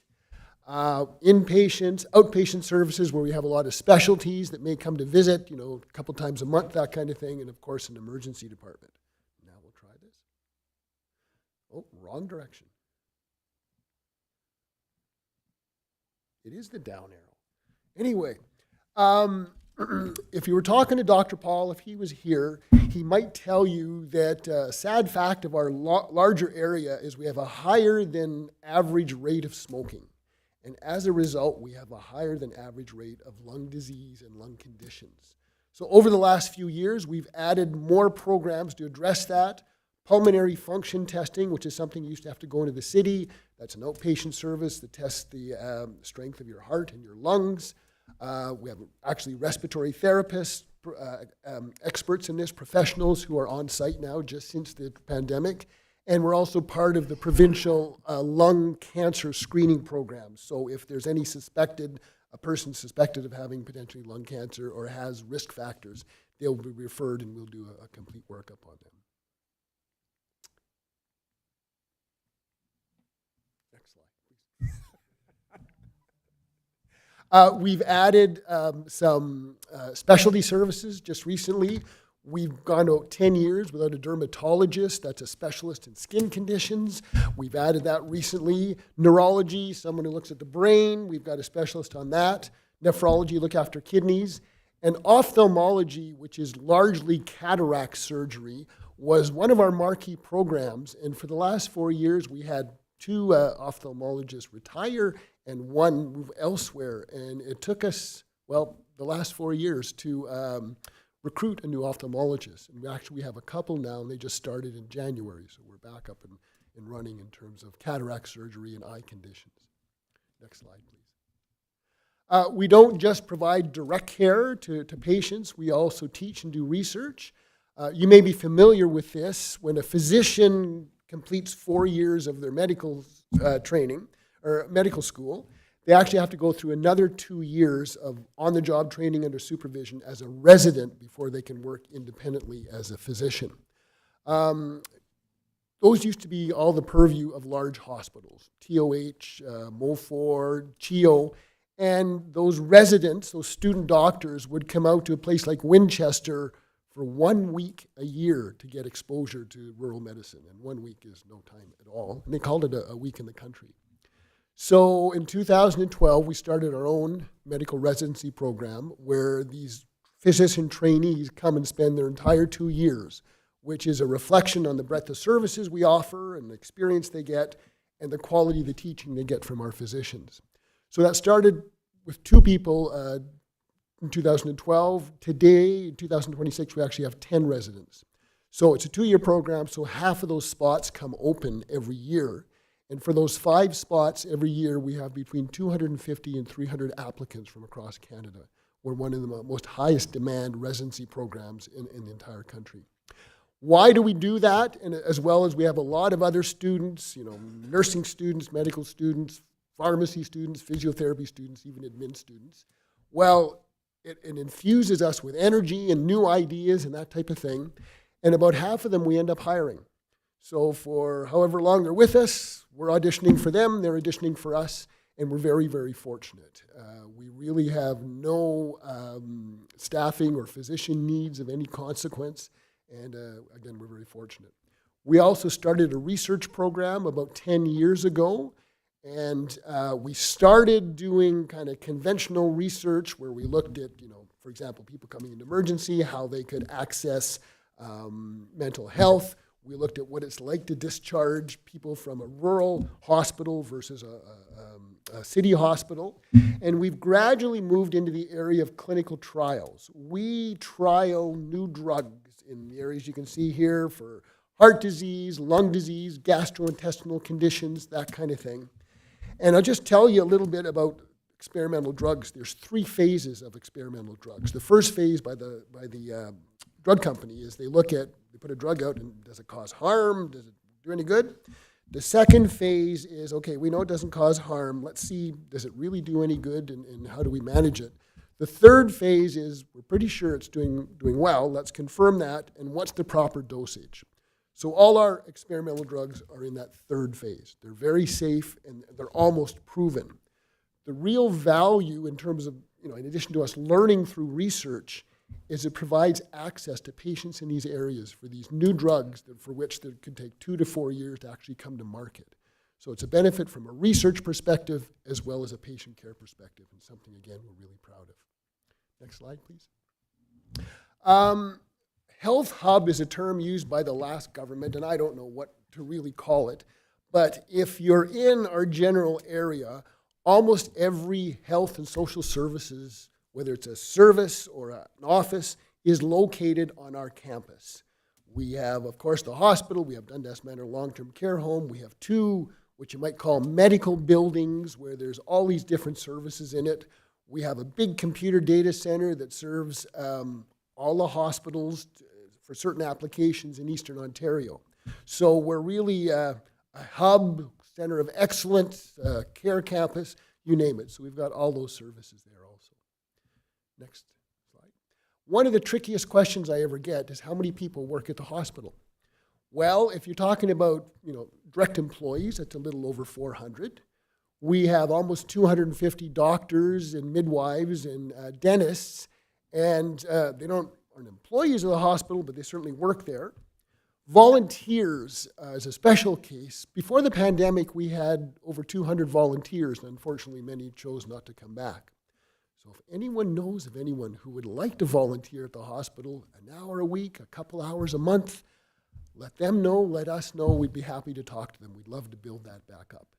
And then, of course, those trainees, those are students that come in throughout the year. So however you look at it, we have 400 400 employed staff, or you could say almost 900 people work at the hospital.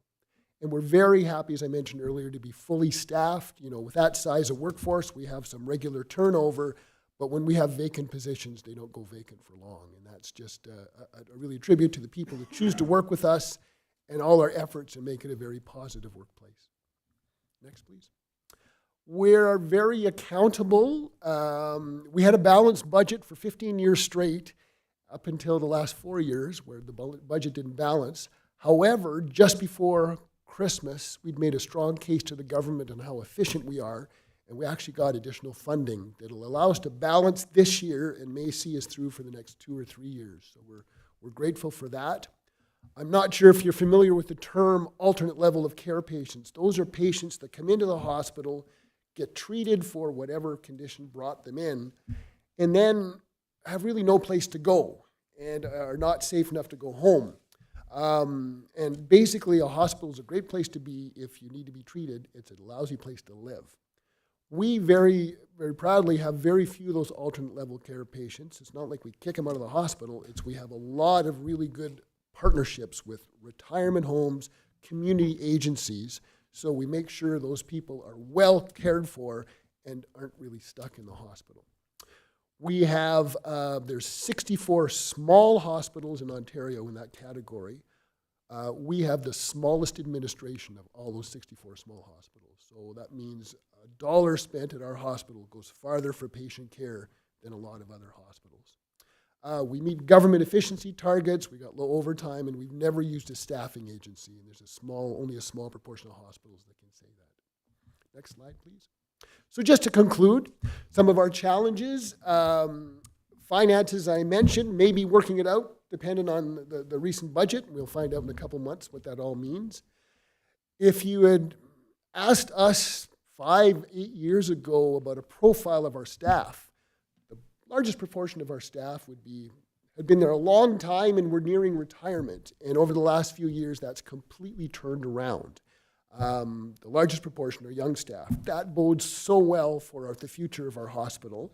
It's a bit of a challenge. They don't have the experience that the people they replaced with, so we're working on that. Technology, as any organization knows, is really expensive.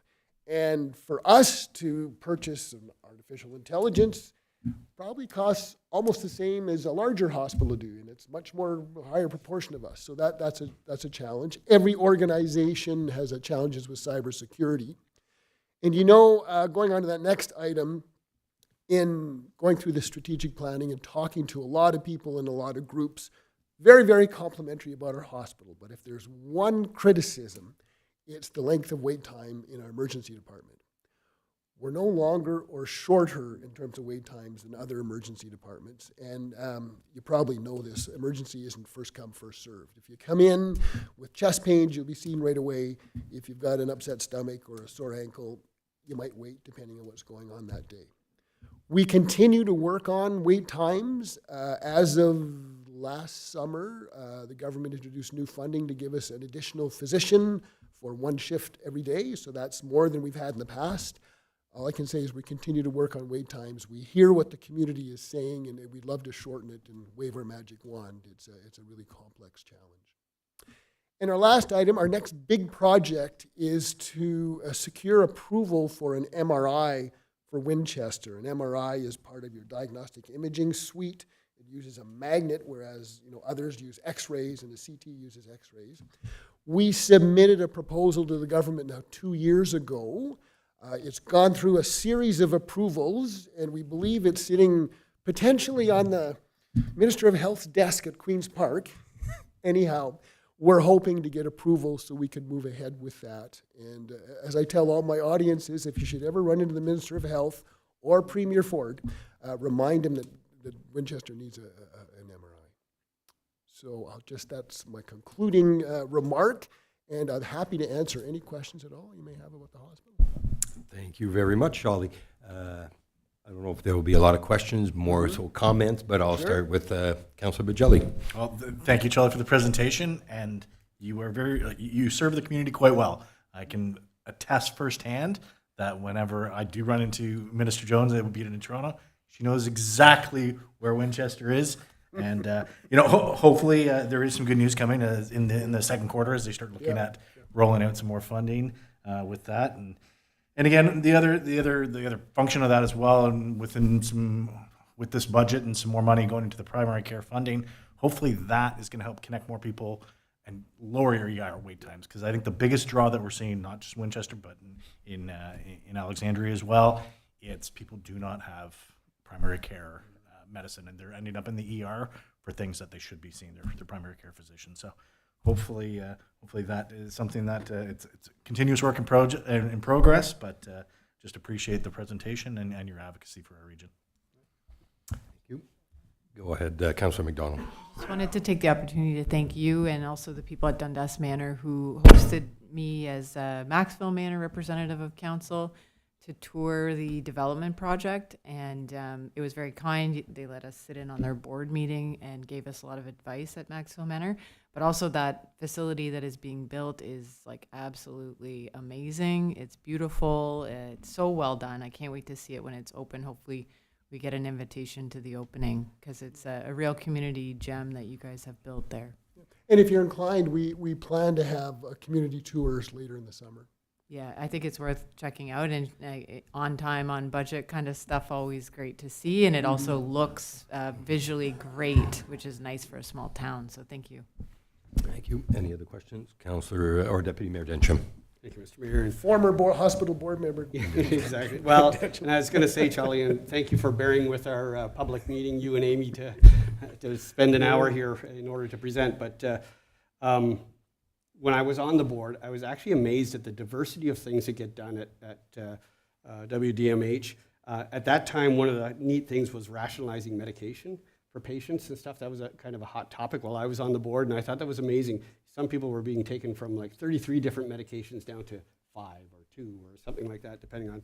And so I'm incredibly impressed by, again, the focus that the board continually put on quality of patient care. And thank you for mentioning the MRI. Like some of our funding issues, the hospital often has to, always replaces much of their big equipment through local fundraising. It's not supported by the province. And so to take on a big project like the MRI project while continuing to probably focus on replacing things that are wearing out on a day-to-day basis, it's an incredible undertaking. So anybody who's left online who's listening, again, WDMH would very much, I think, benefit from, and the health of our community would benefit from your contribution. So thank you for being here. Any other questions? I just want to point out that I'm accompanied tonight by North Stormont resident Amy LaFleche, who's our communications officer.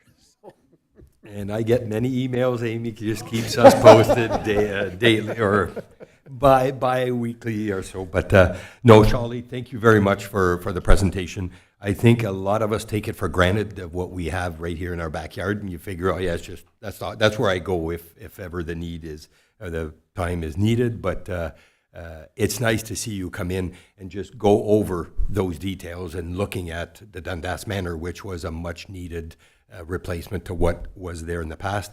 Just seeing all that, as Councillor McDonald mentioned, I would appreciate a tour of seeing that, because I'm sure there's a lot of changes. I'll I'll potentially bring my wife with me. She spent many years working there. I think she would be quite pleased to see this new building. So again, thank you very much. I appreciate you taking the time going through our public meeting prior and staying with us to present. So thank you again. I'll just say, at your suggestion, I've been in touch with Myeloma Canada, and they may be bringing their portable or their mobile screening facility to us, if not this year, next year for sure. I tried to get in this year, so thanks for that You know suggestion. what? All these discussion, that's what drives this moving forward, and I'm glad that you looked into it. And So I just close by saying to everyone, if you ever have a question, a suggestion, a comment, a critique about the hospital or Dundas Manor, please let me know. I'll be happy to talk to you.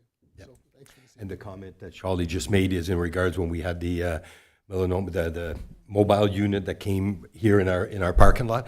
There was just some discussion, and maybe it can move to help out more people in the future. So thank you very much. We still have quite a big agenda, so I will move on to. We'll try to steamroll.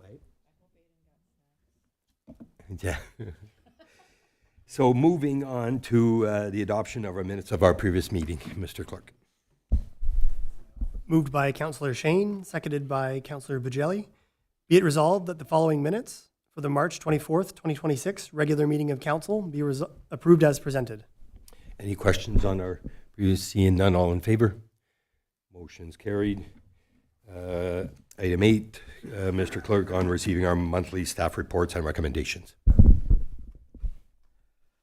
Moved by Councillor Bajelli, seconded by Councillor Shane. Be it resolved that the following monthly reports be received: bylaw enforcement, building, fire, recreation and facilities, public works, CAO. Thank you. Any questions, comments on our reports?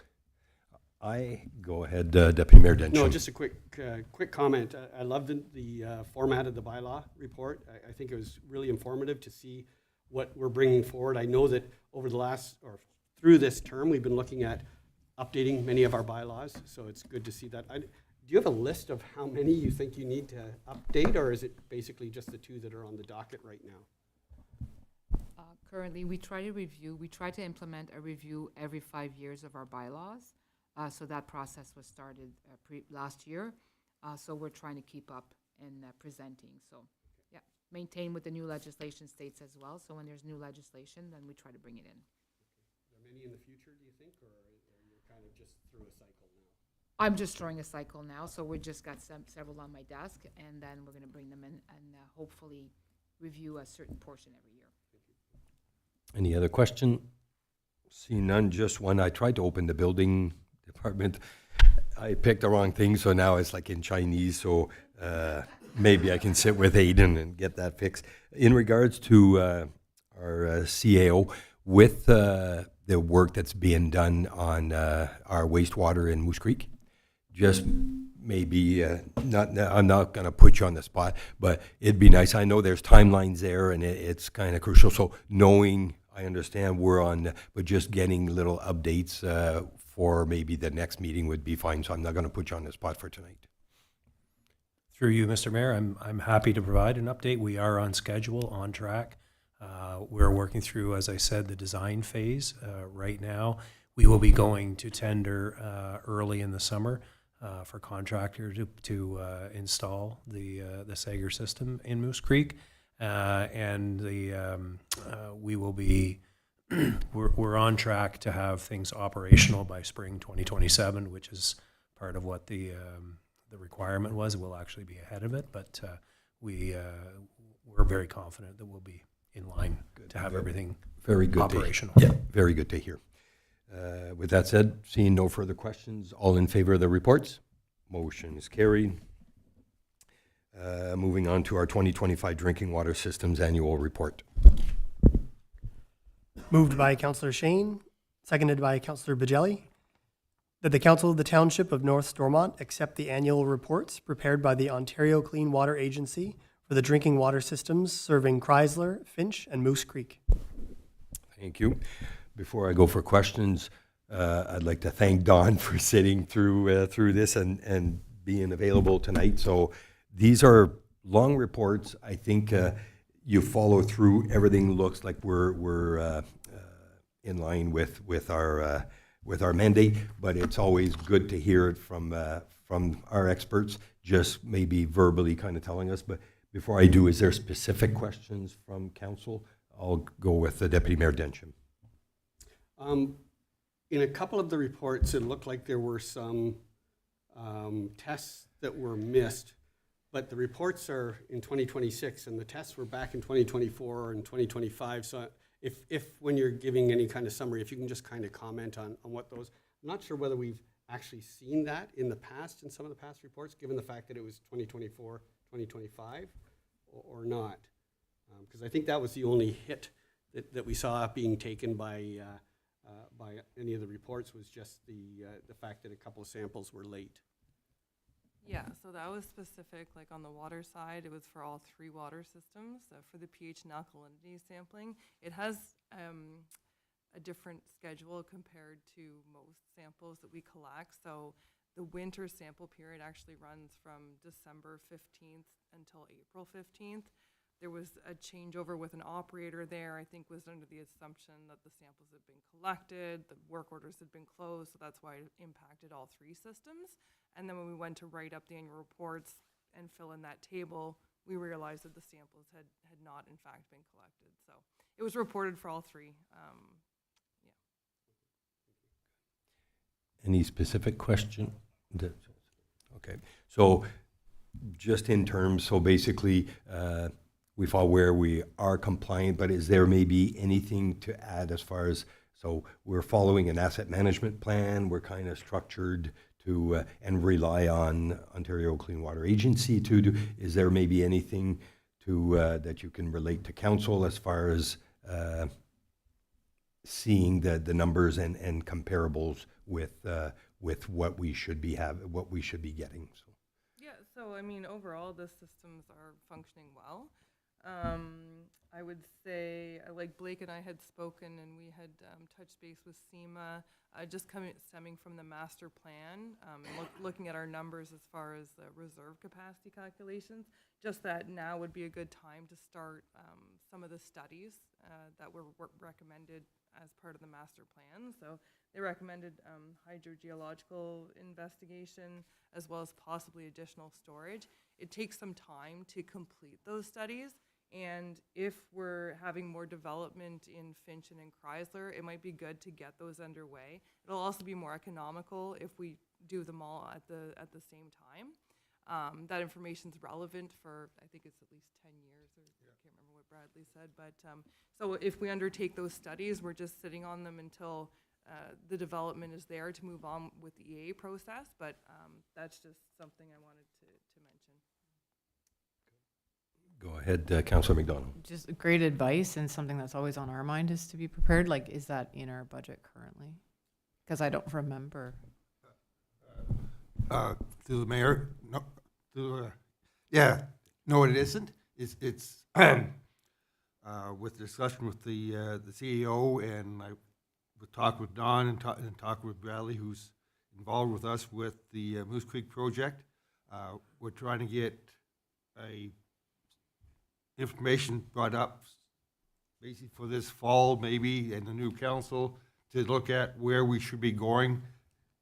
It's the same thing as the DC study, what we're going to have to do to keep the capacity to be prepared for grants or funding for upgrades, and following kind of the master plan, so we're not getting caught behind without having information and properly budgeting for these studies. And like Don said, it's we know in all 3 that if you combine the whole project, all 3 villages, water and sewers, and get some of these studies on the way, I think, if I'm correct, they were talking in about the 150,000 for a complete study. That was just off the record, looking at a ballpark of doing some of these studies that we're going to have, and they would be, like, say, the shelf life would be there, and we know we're going to at some point have to expand our water and sewer systems to maintain the growth. So with that, if we get this kind of information, that requirements, or is that something that gets added to our asset management plan over our 10-year projection that we have, and understanding, that ledger is always kind of a moving part? Is that something that we do, or is that a standalone capital project that we would have to undertake? Through you, Mr. Mayor, I didn't quite understand what you're asking. If that, Well, they're mentioning about doing doing studies, and whether it's 150,000, is that something that, because we do have our 10-year projection where we determine under Quest project what needs to happen to get done to be ready for this development and moving forward. the 10-year, through you, Mr. Mayor, the 10-year aqua plan is not in our asset management plan as we speak. It's separate from, but we do have projections for, with our systems as far as identifying. I've seen the few years projection. Am I correct on that? Yeah, not specific to these studies, so we'd need to get a quote on how much it would cost to do these studies, and I doubt you would run through us because there's an extra fee for that you would just pay SEMA or whichever consultant directly to complete those studies. Basically, what we're through the mayor, what we're saying is we're looking at that for next year to be presented to council, looking at because the master plan is really exceeding what their expectations in the plan is. So the CAO, Chad, we want to be ready. We want to give council the information that what we're seeing happening, where our numbers are going, that we give council enough knowledge and heads up to say, well, should we be starting this now? It'd be totally up to council's decision. And looking at the numbers and looking at the growth, we're going to have to present something to you for next year that it wasn't planned on this year's budget. It'd be something that we'll be discussing this fall with the budget and CEO and finance about, where we should go. Just to be caught behind the 8 ball, I find is always the more we can. So no, that's good. Chad, did you want to comment on that?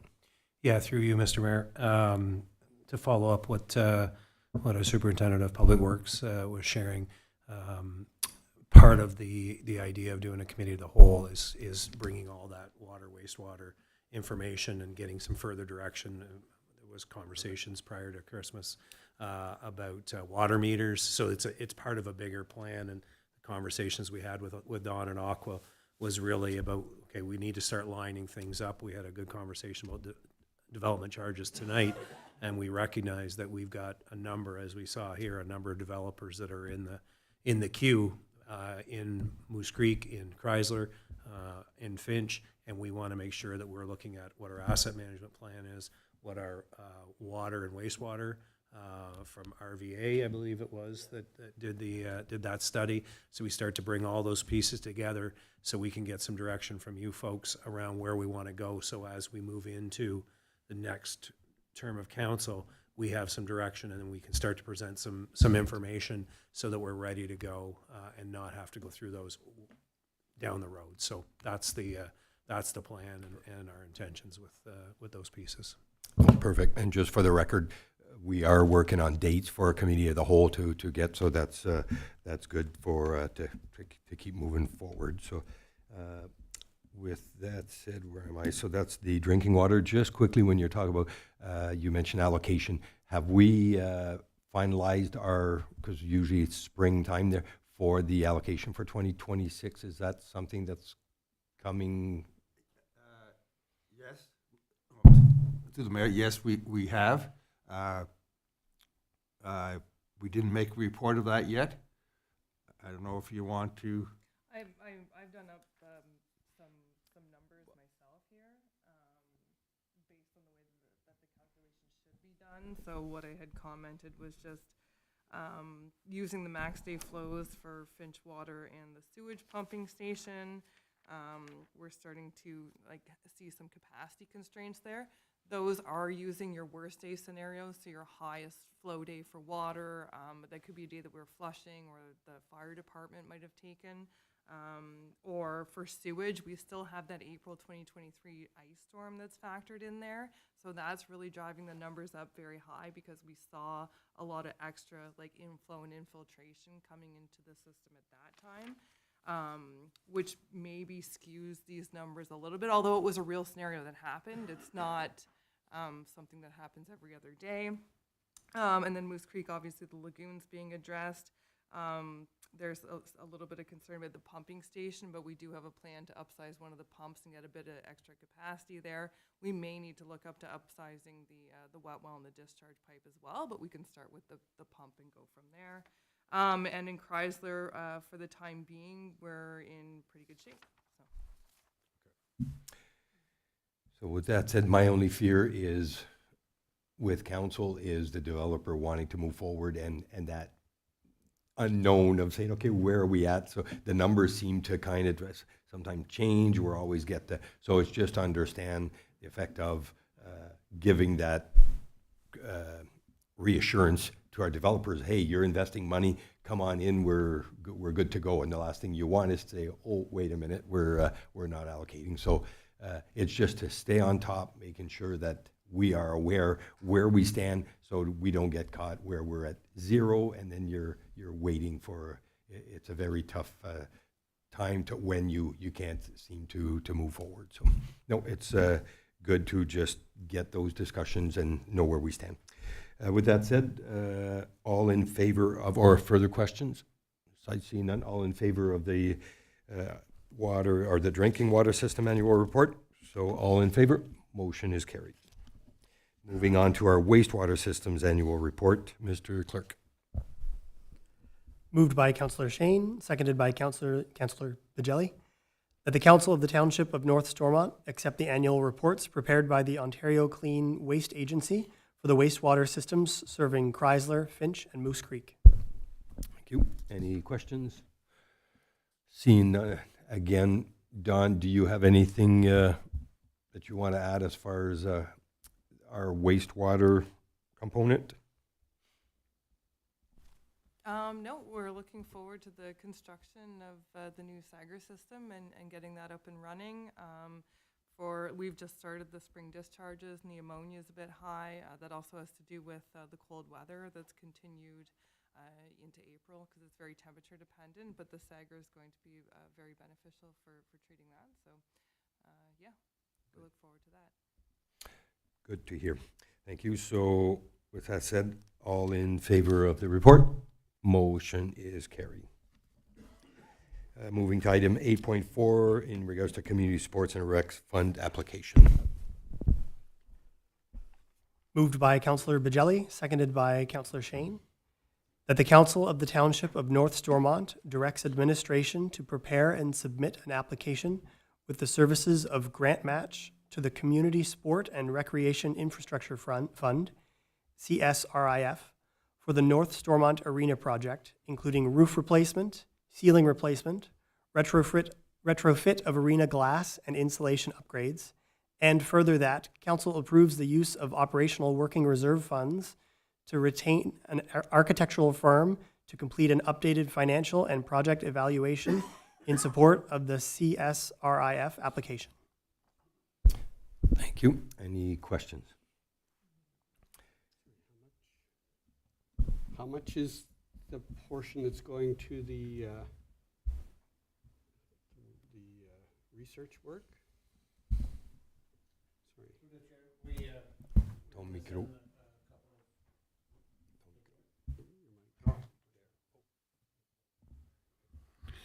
Through the chair, yeah, we're gonna look for estimates to a couple of firms to see what the cost would be for just a general idea because we cannot start the project with architects, so we just want an idea what the project could cost before we go to a detailed budget. Once we go to detailed budget, it could be put on the application.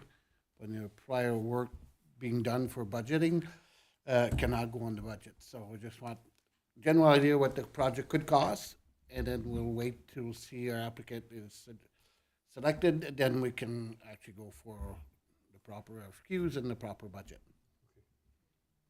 I will come back to council once we have. Okay, so we have no idea, like a ballpark. Are we talking $40,000 or $8,000 or? Yeah. No idea. Okay. We'll wait. Maybe I'll get our treasurer if she wants to. Through you, Mr. Mayor. The reason the resolution is sort of vague on that amount is we don't know the amount. And when we transfer items out of reserve funds, council has to approve the amount. So it'll be brought back to you because council needs to approve the amount that is being taken out of the reserves. If Adrian, go ahead. Just a Councillor quick question. Bajelli. I don't know if you might know, Pierre, from historically, are any of those funds for the architectural firm, can those be rolled into the funding application for later to recoup any of that, or is that standalone? I don't understand. Pardon? So when you retain the architectural firm and say it costs $20,000, in certain envelopes, certain portfolios, when you're applying for funding, you can actually then apply that $20,000 into that larger scale ask that you're asking for. If you look, through the chair, if you look on the portfolio of the CSRIF, we're not allowed to declare these costs prior to the project application. But in order for me to put the application in, I need to have a general idea what the cost of the project is going to be. Right? Or else we just put a magic number up and we could be way off. And then they'll throw us off of getting the funding. As soon as we get the application in and it's approved, then we can go to RFQ and get a proper budget, proper estimate, proper plans done. And this we're allowed up to, I believe it's 15 or 20% of the grant funded for cover the costs of architects and engineers. Through you, Mr. Mayor. Yeah, there is typically that 15 to 20% administration that can be used. I'll refer to our director in terms of who's writing the grant, because then we have administration fees for that grant writing. That so it's 6 of one or half a dozen of another about where it goes. But yes, typically the grants have that 15 to 20% can be used for administration, so that could be recouped. And last, Pierre, in the analysis where it mentions that the Avonmore North Stormont Place will remain a candidate for in case there's multiple applications are permitted. It says, however, the project cost estimates at $900,000. The municipal portion would be half of that, which is $450,000. But then it says there's only $40,000 in the arena reserve. Through the chair, I'll correct this to the Avonmore reserve. Thank you. And furthermore, is last year when we did apply for this, we combined both of them together, and we thought that this would work better. And obviously, the feedback we got should be separate projects. So, good. Any other questions? See none, all in favor. Motion's carried. Moving on to 8.6, the proposal for closed landfill monitoring and reporting. Did I miss one? 8.5. That darn fire truck. I tried. Sorry. 8.5, purchase of a fire truck for the Finch Station. Just kidding. Moved by Councillor Shane, seconded by Councillor Bajelli, that the Council of the Township of North Stormont receives this report and approves the purchase of one pumper tanker for use by the North Stormont Fire Department, Station 1, Finch, at a cost of $729,300 plus applicable taxes, and that the purchase be funded from the approved 2026 capital budget in accordance with the township's procurement policy. Thank you. Any questions? I think so. We only received the one. Yes, sir, we did. So with that, in regards to Battle Shield, the one thing that I can state as far as doing our annual pump testing, as far as any issues, they sit in VARs, which is, so there is the benefit, and I think they came into our numbers, so everything I think is aligned. That I'm confident that we can move forward on this. I think Finch Station 1 has been more than patient with us, and I think it's time. And I think our CAO can vouch for that. So, any further? Seeing no other questions, all in favor? Motion is carried. Thank you, Council. Now going to our closed landfill monitoring and reporting, Mr. Clerk.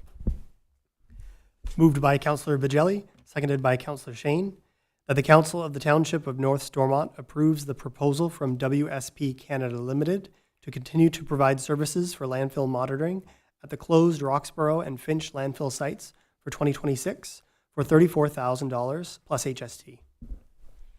Thank you. Any question? Go ahead, Councillor McDonald.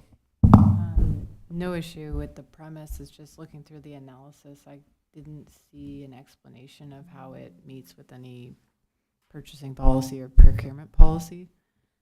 I might have missed it, but it was a lot of reference to like, we have to do this under OREG whatever, which is like, yeah, obviously, but this is to not go out to tender again, I believe. So just wondering how it meets our policies. That's all.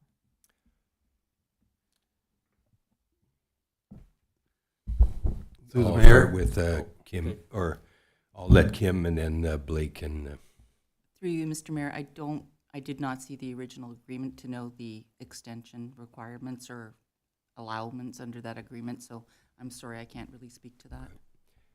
Do you have anything to add, Mr. Henderson? Yeah, through the mayor, with special, unless it changed, I didn't realize it, but in special services where a engineer or prefer a signal source is requested, well, that could be a little bit old on my knowledge. But anyway, basically with the reason I didn't go to tender, they proposed a extension on our landfill monitoring. Landfill monitoring has been basically over the last 4 years, has been running the same value, roughly $33,000 per year. The knowledge and the correspondence with the ministry and the working relationship with us, we did tender this before a few times. I'm going back multiple years. Basically, it's more seamless to have the pushing for downgrading testing and all this. The 5 years ago, whenever maybe 7, we had a different administration in, they induced a new consultant, which actually doubled our costs, because if an engineering firm can actually basically, and ministry can actually basically cost you more if they don't feel confident with the testing, the correspondence, the reports, and make you invest more money into the landfill site for certain tests. But on the backside, we've been continuously trying to downgrade our testing requirements, the reporting frequency, which the reporting frequency to the ministry is the biggest cost for this monitoring the landfill sites. It's that report. So, which I get the price, I think, has been 33, 34, for the many years. Has the service needed to do this report have been reduced over the years, and the cost stays the same, or are we looking at pretty much the same? Okay. It's pretty much the same. We did get a test in that triggered the ministry to require more testing, and they don't change the costing amount. When they inquire more testing and they want a more frequency because of a bad test, that's where the longevity of a certain company doing all this stuff, they have the history, they have the knowledge, and I'm very satisfied with their services. No, So that's good. Go ahead, rebuttal, Councillor McDonald. Rebuttal. Is that the word? Yeah, I don't know. Follow-up, Or I a guess, or follow-up, supplementary, or, Rebuttal we're sounded not good. formal around here, we're just kidding. If you're asking council to deviate from a policy, and if that's the approval you're seeking, it needs to be clear, and the policy that you're asking us to deviate from should be referenced in the report, because we may not realize in our many packages that that's what we're actually doing. I remember this report coming for extension in previous year, and I think that's where we ended that term. So we gave them their extension, last year. That's fine, and I'm still fine with it. What I'd like to see is just that clarity, because we're not as familiar with the procurement policies and bylaws as you guys are, and you got to flag it for us or we might miss it. What I'd like to see is where we don't have to do this anymore. I've been here 12 years and I'm still doing this report, but go ahead, Madam Treasurer. Through you, Mr. Mayor. Possibly the report could have been worded that the request was for sole sourcing this type of service, because that is allowed under the procurement policy. So oversight on our part. And if you just give us like Blake said, or like the superintendent said, the situations in which we can just like help us out with the section, and that would be great. Fair enough. Good, thank you. All in favor of the report? Motion is carried. Moving on to paving contract for 2026. Moved by Councillor Bajelli, seconded by Councillor Shane, that the Corporation of the Township of North Stormont awards the contract for hot mix paving and enters into an agreement with A.L. Blair Construction Limited for the paving of select township roads for an estimated $263,170 plus HST. Thank you. Any questions? Seeing none, all in favor? Motion is carried. Item 8.8, the RFP for Public Works 03-2026 backup generator. Moved by Councillor McDonald, seconded by Deputy Mayor Densham, that the Council of the Township of North Stormont awards the tender RFT PW 03-2026 for a backup generator for the Chrysler Sewage Pumping Station to Delhay Electric Limited in the amount of $108,372.89 plus HST. Thank you. Any question? So this, I'll go to Councillor Shane. I just have one question. With the amount of power outages we actually have, is there not a backup generator yet? This is the, yes, there is. Through you, Mr. Mayor.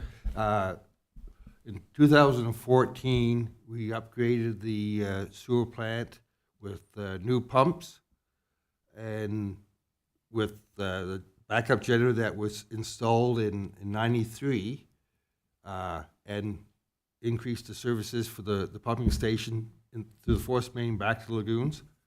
The generator can only handle one pump, so it's been a delayed, ongoing issue that we wanted to do this. Other projects come ahead of asking council to proceed with a backup generator that can run the two pumps if something goes bad. So we're actually, this is through the aqua budget, and we're actually, on the counter side of that, we're actually going to use the old generator that's there.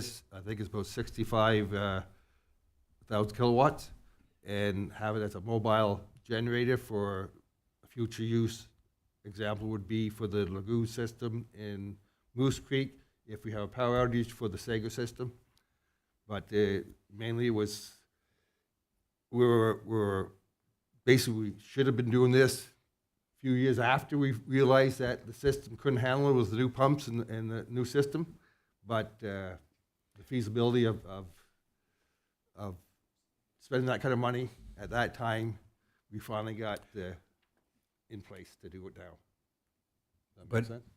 If I can add, so you're saying, yes, we did have one. Is this not one for the new pumping station that was just built in the, because in the background it says that an installation of a backup generator for the new Chrysler sewage pumping station in Countryside Acre subdivision. So it's talking about a generator for the pumping station off Helen Street. Ooh, I missed it. Sorry, I missed that. So right now, with outages that are happening do we have, I know the pump can probably sustain, but do we have backup to maintain that pumping station if there was? Because the north side seems to have more outages than the south side. Yeah, no, in the contracts for the new sewer pump station, there is a backup generator.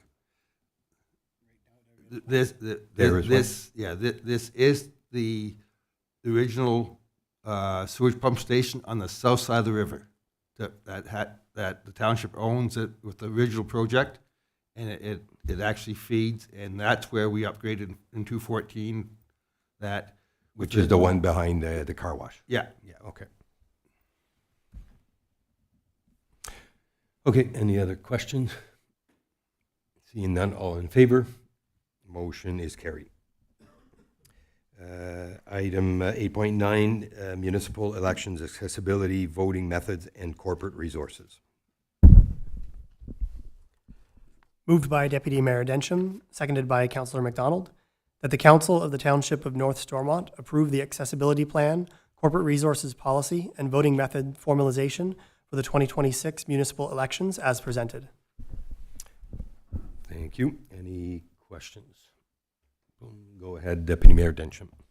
Sorry, just reading through, I know at one point in the past, we used to go on site to certain housing facilities where people needed support, either for computer accessibility or even coaching or physical support to be able to do that. Is that something we intend to do for this election as well?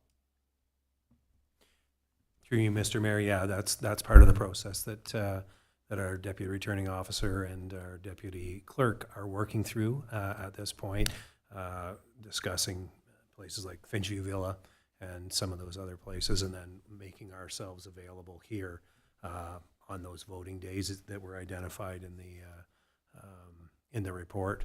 We'll be here to help with folks that can come here, but we are planning to go out and offer that support throughout the community.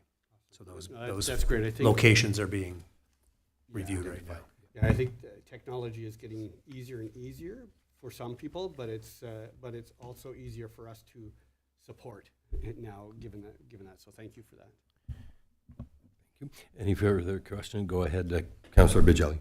Yeah, just one question. When I was looking through the voting methods and the requirements of certain information that's provided, it seemed to be a little bit different based on what you were choosing to do. So if you were voting by phone, you needed your date of birth and the PIN number on your letter.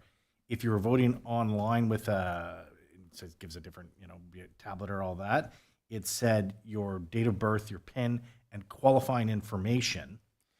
And then it said for in person, so as if they were going to come to the office here and vote, it didn't list anything that was required to bring with them. Like, do we know, like, as opposed to that, and suppose my date of birth, here's my IDs or something that needs to be presented, because that was just kind of left off. It seemed like the requirements were a little bit different each step of the way. Through you, Mr. Mayor, I'll review that, and if we need to enhance that, then we certainly will, and then we'll bring it back to council for approval. But it would be should be the same requirements, whether they're coming here to vote because they're coming here to use the technology. They're not voting with a paper copy when they come to the municipal office. They're actually going to get logged into a computer and receive the support. So it should be the same. So we'll knowing make sure what that information they need to bring with them. So and Cause, updating that. Duly noted. Because knowing firsthand, if people come, and I've seen it on different levels, if you get turned away because you don't have something that's required, the chance of them coming back to vote is very low. They're going to be like, forget it, it's not worth my time, you made it too difficult for me.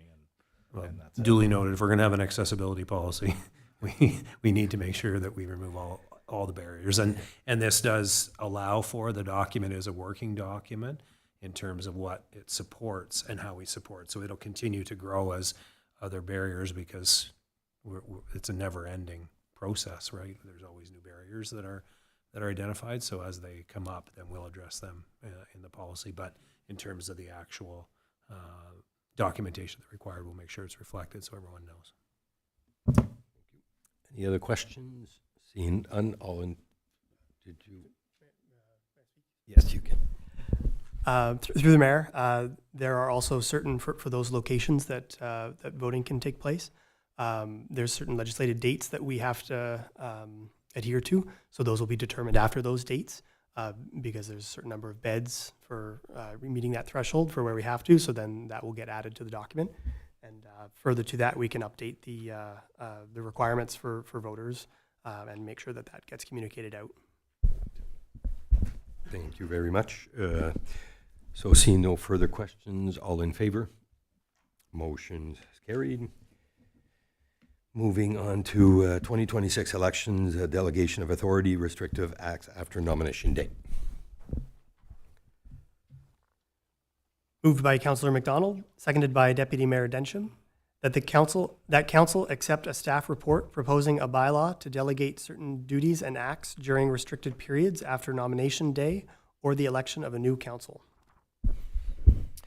Thank you. So in regards, we did have the discussion, so in regards to the lame duck period being, I think it mentioned about an earlier date than what, did you want to comment on that, Mr. CAO? Yeah.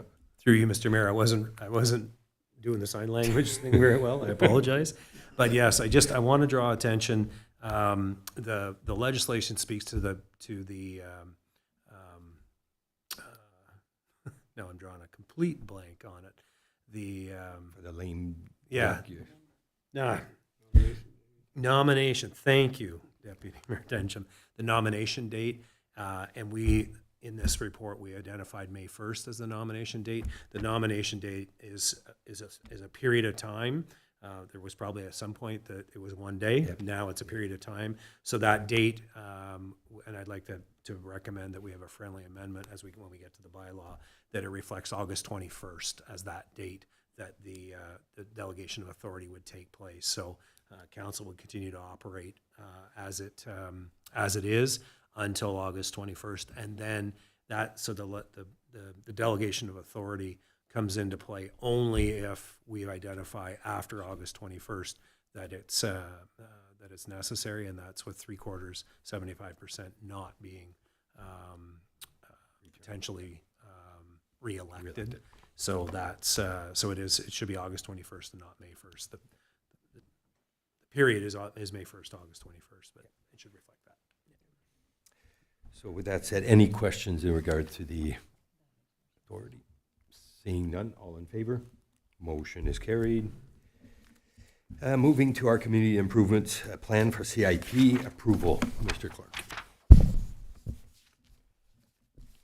Moved by Deputy Mayor Densham, seconded by Councillor McDonald, that the Council of the Township of North Stormont approves report admin 03-2026 from the CAO/clerk to accept the endorsement of the Community Improvement Plan, CIP Committee, and approve the CIP disbursement of $9,500 to A Touch of Health as part of the final intake for the 2025 CIP. Thank you. So again, I'll let Chad, there is a number in there. So we have the 9,500 that's mentioned in the motion, but it truly is slightly different. So Chad, can you add to that? Yeah, just to speak to that, in that recommendation, that conversation, it should have been up to 9,500, which is what was requested.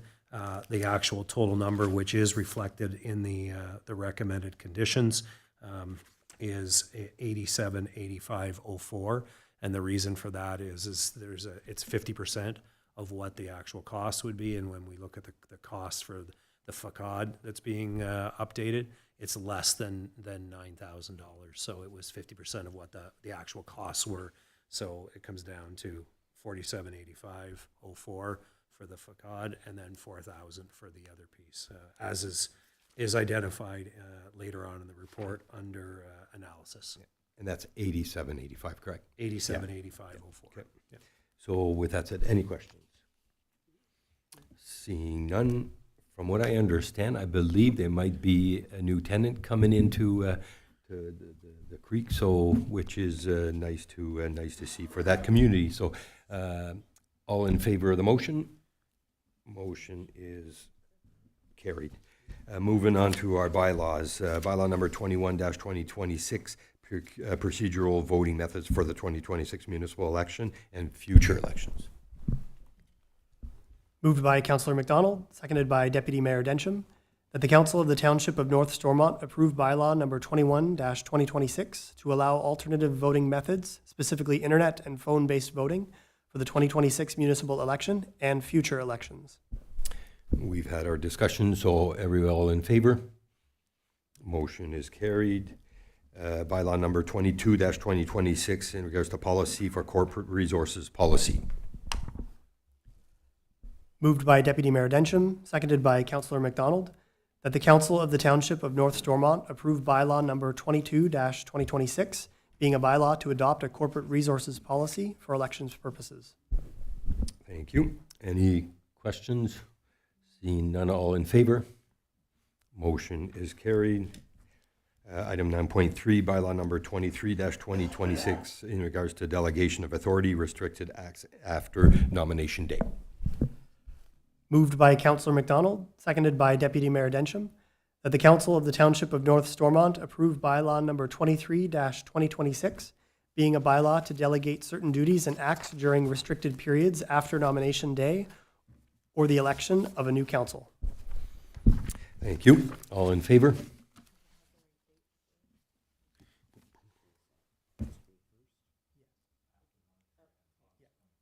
Yeah. Okay. Perfect. So sorry. Any further questions? Seeing none, all in favor? Motion is carried. Just for the record, do we have, so for anybody interested, which is nomination starting May 1st, do we have online direction for anybody that's interested to contact? So maybe I can have Mr. Clerk explain that. Through the chair, we will be having a candidate information session here on August 21st, or April 21st. Yeah. And so that'll be, the details for that are posted on our social media as well as on our website, on the news portion of the website. And the candidate information packages will be available to any candidates looking to become a nominee after that date. Thank you very much. Moving on to our correspondence, so item 10.1 to 10.7. Moved by Deputy Mayor Densham, seconded by Councillor Shane. Be it resolved that the correspondence items listed as 10.2 to 10.7 on the agenda be received. Thank you. Any questions in regards to correspondence? Just I will have, so there is one item in regards to the Eastern Ontario Wardens Caucus.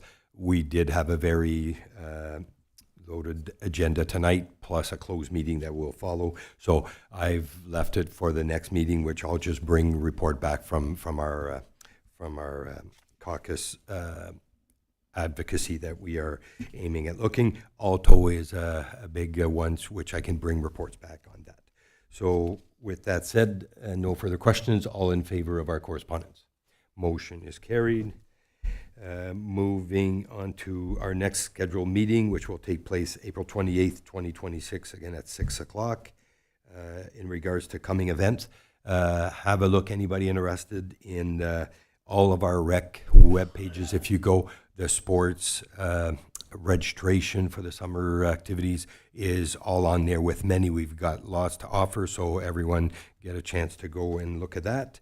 And with that said, we will be moving into a closed session. Mr. Moved by Deputy Mayor Densham, seconded by Councillor McDonald. Be it resolved that this meeting adjourn to a closed session for the following reasons. A municipal or local board meeting or part of a meeting may be closed to the public if the subject of the meeting falls within one of the exceptions set out in Section 239 of the Act.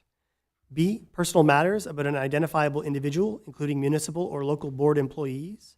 I, a trade secret or scientific, technical, commercial, financial, or labor relations information supplied in confidence to the municipality or local board, which, if disclosed, could reasonably be expected to prejudice significantly the competitive position or interfere significantly with the contractual or other negotiations of a person, group, or group of persons or organization.